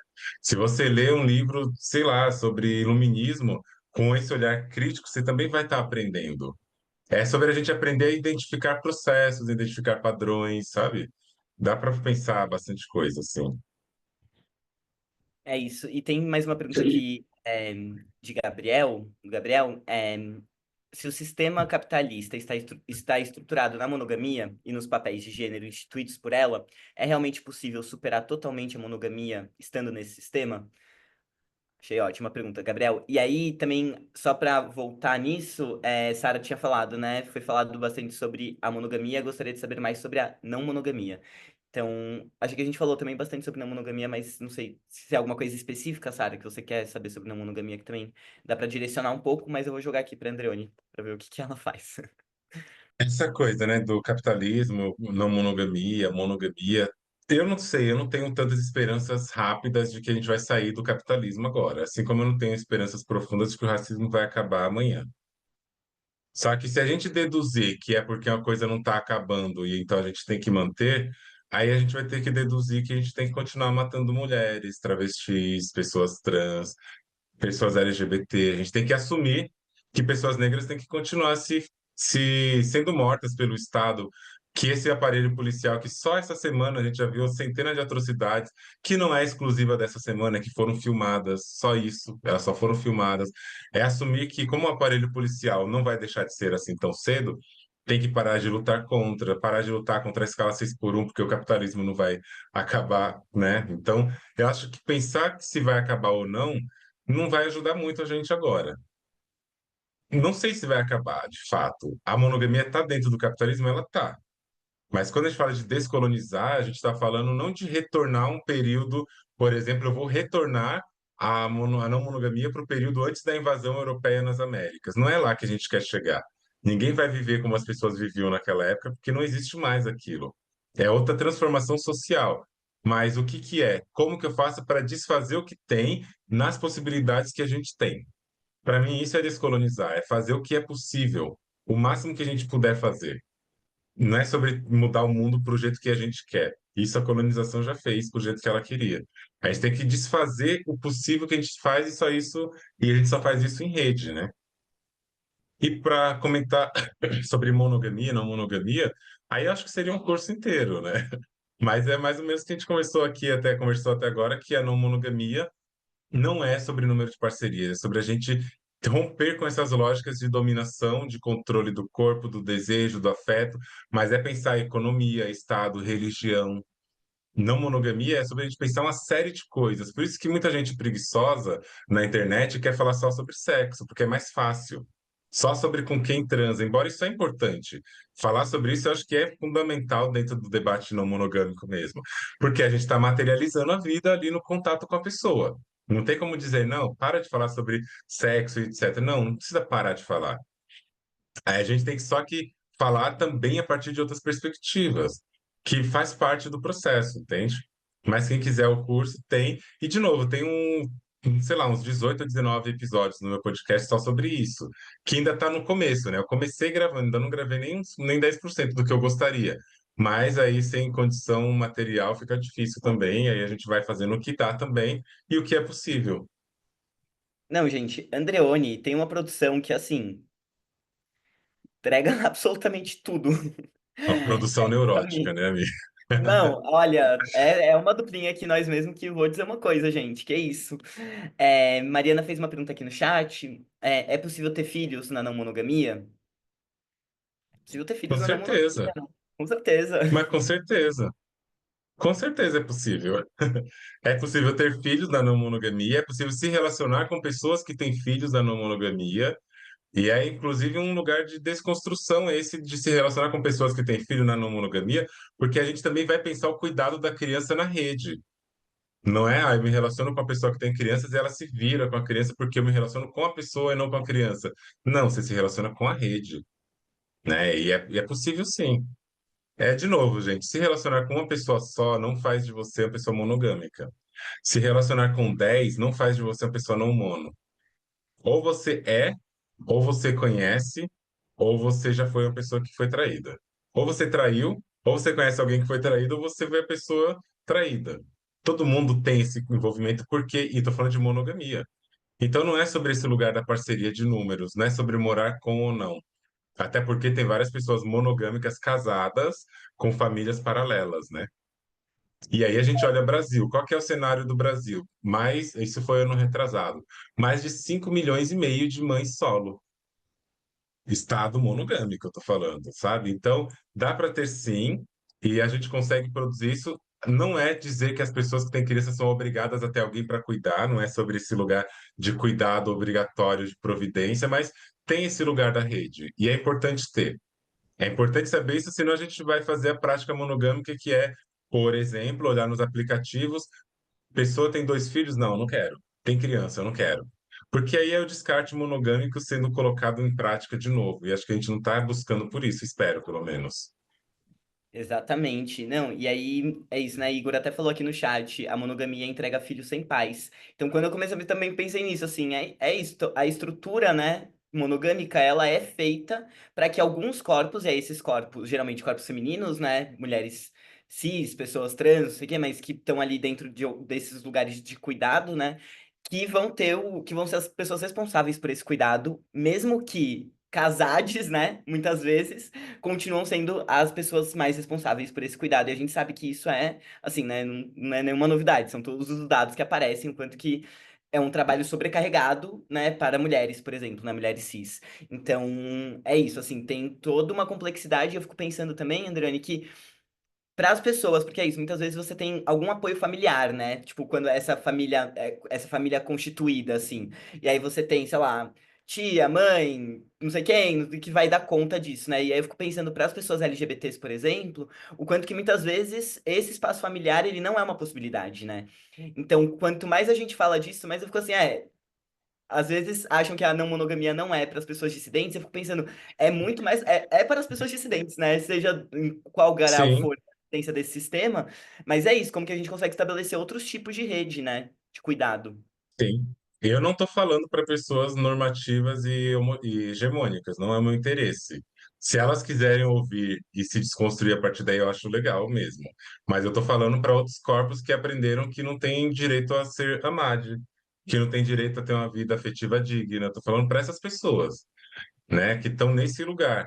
E também para a gente começar a pensar como o capitalismo ele coloca as extremidades como inúteis, crianças como inúteis e idosos como inúteis, porque você tem que ter produção capital, né? Como é que chama a pessoa ativa, economicamente ativa? Não é assim que eles falam? Que as pessoas estão produzindo para o capitalismo. E aí a gente olha para as crianças, né? E acha que criança não tem autonomia, não tem agência, não tem escolha, não tem desejo, que são seres ali sob controle. Isso, na verdade, é uma prática de produzir essa criança que vai crescer para o sistema de controle. A gente tem que dar esse lugar de colocar a criança também como um ser que sente e que pensa. E o idoso também. Coisas que não entram nos debates, geralmente. Corpos infantilizados, né? Num geral, assim, né? Esse lugar Sim, da criança sempre é um lugar que exige essa tutela, né? Essa tutela de dizer sim. de um jeito muito específico. E aí, Ana E perguntou na aqui, amei. heteronorma, a mulher também entra como um corpo infantilizado. Como um corpo infantilizado, né? Ana fez uma pergunta que eu amei aqui, André. Amizade Hum. colorida é não monogamia? E aí, assim, vou dizer que várias pessoas que eu beijo na boca eu chamo de amigo. Então, eu não sei. Mas diz aí, Eu faço uma André. outra pergunta, tá? Eu faço uma outra pergunta. As amizades que vocês não beijam, elas são sem cores? Porque aí eu acho meio triste isso. Já pensou? Só porque eu não beijo uma amizade, ela não tem cor, né? Então eu acho que toda amizade devia ser bem colorida, bem da bandeira LGBT, igual tá aqui assim, bem viva mesmo, porque a amizade é um lugar de muita importância, muito acolhimento, de muita troca. Aí só porque eu não transo com essa pessoa e não beijo, aí é amizade sem cor. Acho que é mais sobre isso, né? Então acho que parte dessa lógica uma amizade colorida pode ser, só que a sociedade chama mesmo, né? Isso aí é bom a gente colocar. A amizade chama mesmo amizades coloridas, só nesse sentido de que ela tem um valor a mais, só porque ela não é só uma amizade, é o pau amigo, a pepeca amiga, tudo amigo, a bunda amiga, e aí vai nesse lugar, né?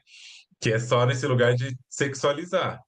E é mais para a gente pensar nesse termo. Então, no sentido monogâmico, não é na monogamia. No sentido monogâmico, a amizade colorida é mais uma daquelas categorias lá de valoração. No sentido monogâmico. No sentido não monogâmico, todas as amizades deviam ser coloridas. Para quem gosta de cores, para quem vê monocromático, pode ser monocromático, mas ela tem que ter o mesmo valor, independente de ter sexo com ela ou não, né? É, eu acho que aí a gente cai nesse lugar que muitas vezes, que acho que foi o tema do aulão, né? No Dia dos Namorados, dos namorades, no caso, que foi quando a gente tava pensando em rótulo, né? Então, pra que separar uma amizade que você beija na boca de uma amizade que você não beija na boca? E por que separar uma amizade de uma pessoa que você beija na boca ou não beija na boca, né? Então, talvez É, também pensar sobre, assim, às vezes, óbvio que é isso, cada pessoa vai fazer o seu caminho ali, gente, nada, tô dizendo assim como uma regra, mas eu acho que é importante a gente pensar também como que tá nomeando as coisas, né? Porque o nome, ele também exerce, a linguagem, ela exerce, né, significados. Então, as coisas mudam sim. a partir da forma como a gente tá nomeando, né? E aí também, né, pensando na materialidade concreta da vida, a gente sabe que muda algo quando a gente transa com uma pessoa ou não, só que a questão não é que essa amizade é melhor ou pior, ela é diferente em algum grau. E ser diferente faz parte de todas as amizades. A amizade que eu tenho com o Fabian é diferente da amizade que eu tenho com o Caru. Mas a amizade com o Fabian não é melhor ou pior do que a amizade com o Caru. Ela é diferente porque Fabian é uma pessoa, Caru é outra pessoa, né? As tretas e as fofocas são bem compartilhadas, na verdade, mas as coisas podem ser diferentes sem precisarem ser melhores ou piores. E isso a gente não está preparado, tipo, a gente aprende que a diferença marca um valor. E aí a coisa desanda, porque aí a gente vai ficar atribuindo valores pela diferença. Por isso que esse negócio de inclusão e etc., que a sociedade tem, no fundo não é inclusão das diferenças, porque a diferença não é bem-vinda. A diferença era colocada, na verdade, como um problema. A pluralidade é um problema para o capitalismo. Quando a gente inclui a diferença no processo. Então, a diferença não é um problema, ela é uma necessidade. Quando a gente fala dessas coisas, né? Só que é difícil a gente desconstruir nesse lugar, só que não é impossível. Essa é a diferença. O colonialismo não venceu. Porque se ele tivesse vencido, não teriam pessoas negras lutando por direitos, não teria pessoas trans vivas, as mulheres não teriam se emancipado, embora pouco perto do que precisam e devem, mas que já é muita coisa considerando a história que a gente tem. A vivência que a gente está tendo ainda marca um lugar que a colonização não venceu. E isso é importante ter em vista, né? Não, a gente tem que contar da gente vencendo também, né?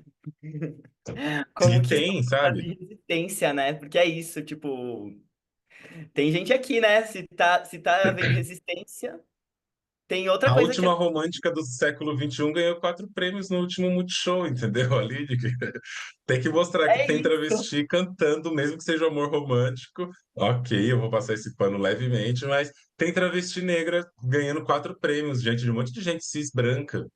Tem gente trans entrando na universidade, tem gente trans amando, tem gente trans transando, tem gente negra descobrindo lugares possíveis, ganhando o prêmio Jabuti, por exemplo, né? A Cláudia Regina ganhou o prêmio Jabuti naquele livro Exu Mulheres. Então, tem os lugares que estão acontecendo e a gente tem que olhar para isso também. Então, quando eu falo da não monogamia, quando eu falo desse lugar de descolonizar, o meu objetivo é muito mais falar sobre descolonização, anticolonialismo. E a não monogamia é uma das vias de pensar sobre isso. Por isso que centralizar na ideia de sexo e ou não sexo, com quem trans ou não, é pouco. É pouco. O meu filho está assistindo aqui, né? E Hum. aí ele falava assim, que a USP faz um monte de coisa pela USP, mas isso é pouco, tem que fazer mais. Aí eu tô pegando a frase, a citação, dizendo que é pouco. Se a gente tá falando só sobre relação afetivo sexual e número, é pouco. Tem que, né, dar um passo. É isso, gente. É pouco. Quando for assim, quando ela estiver no mesmo bar, é pouco isso daí, galera. Vamos fazer mais. Então, é isso. Mas, Coloca a André, referência entre parênteses aí, ó. Mais Santos 2022 é pouco. É pouco. Pode falar que é pouco mesmo. Tem que pedir mais. viu, não esqueçam das referências, viu, galera? Inclusive, quando se tiver pegando alguma coisa aqui do Aulão, Ah, verdade. né, Mi? Se for citar alguma coisa num rolê, Uhum. texto que vocês fizeram, não sei o quê, não esqueçam de dar os créditos aqui para Andreone, né? Porque é isso, muitas Porque vezes a esse própria ano, produção né? de conhecimento é apagada nesse lugar, né, Mi? Já passou é, por isso. Esse ano a gente deu esse curso, aí de repente uma pessoa que assistiu esse curso estava lá no Blue Sky e de repente a pessoa fala: Nossa, mas a pessoa está publicando um texto sobre não monogamia, eu vou entrar, porque a pessoa colocou um link do Medium. O título é chamativo, aí essa pessoa foi lá e clicou e abriu. Quando ela começa a ler, ela fala: Nossa, mas eu já vi isso aqui. Eu já vi essa sequência. E é a mesma sequência que eu usei no curso, a mesma, com os mesmos exemplos, as mesmas informações. A pessoa só copiou tudo, tudo, tudo.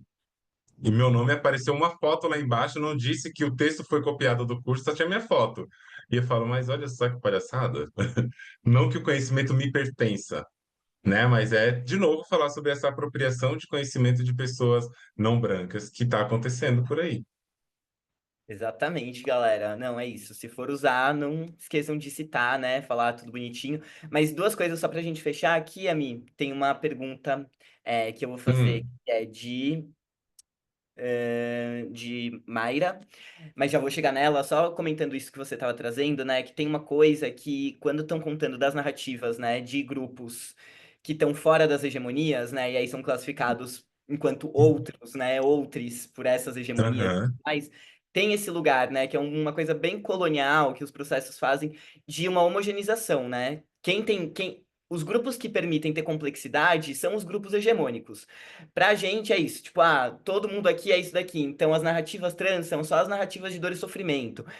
São esses clichês que tem aqui. Para as pessoas negras é isso daqui, para as pessoas PCDs é isso daqui, para as pessoas. Então, é sempre uma. Se fecha, né? E reduz o que são essas experiências plurais, porque é isso, não permite, né? Uma possibilidade do ser, né? Tipo, não deixa com que a gente seja.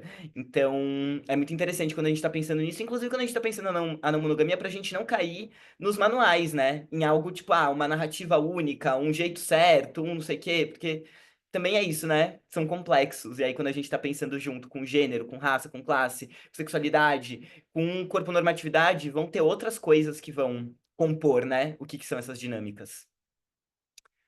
Aí, pra fechar, a mim,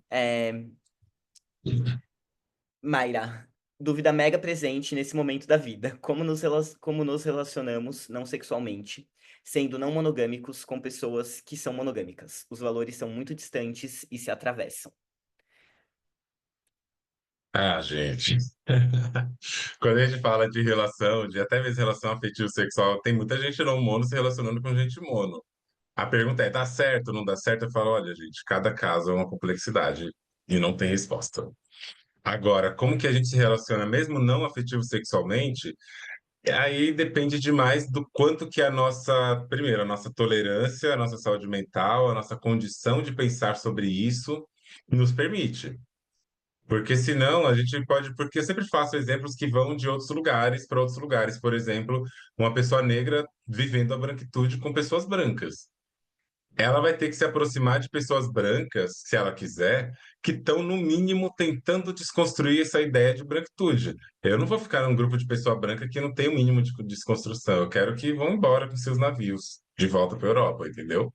Então, na monogamia, a mesma coisa. A pessoa super, super monogâmica não aceita uma discussão, não aceita uma contradição e não aceita nada disso e acha que a gente é errado, que está, né, num lugar totalmente promíscuo e sujo.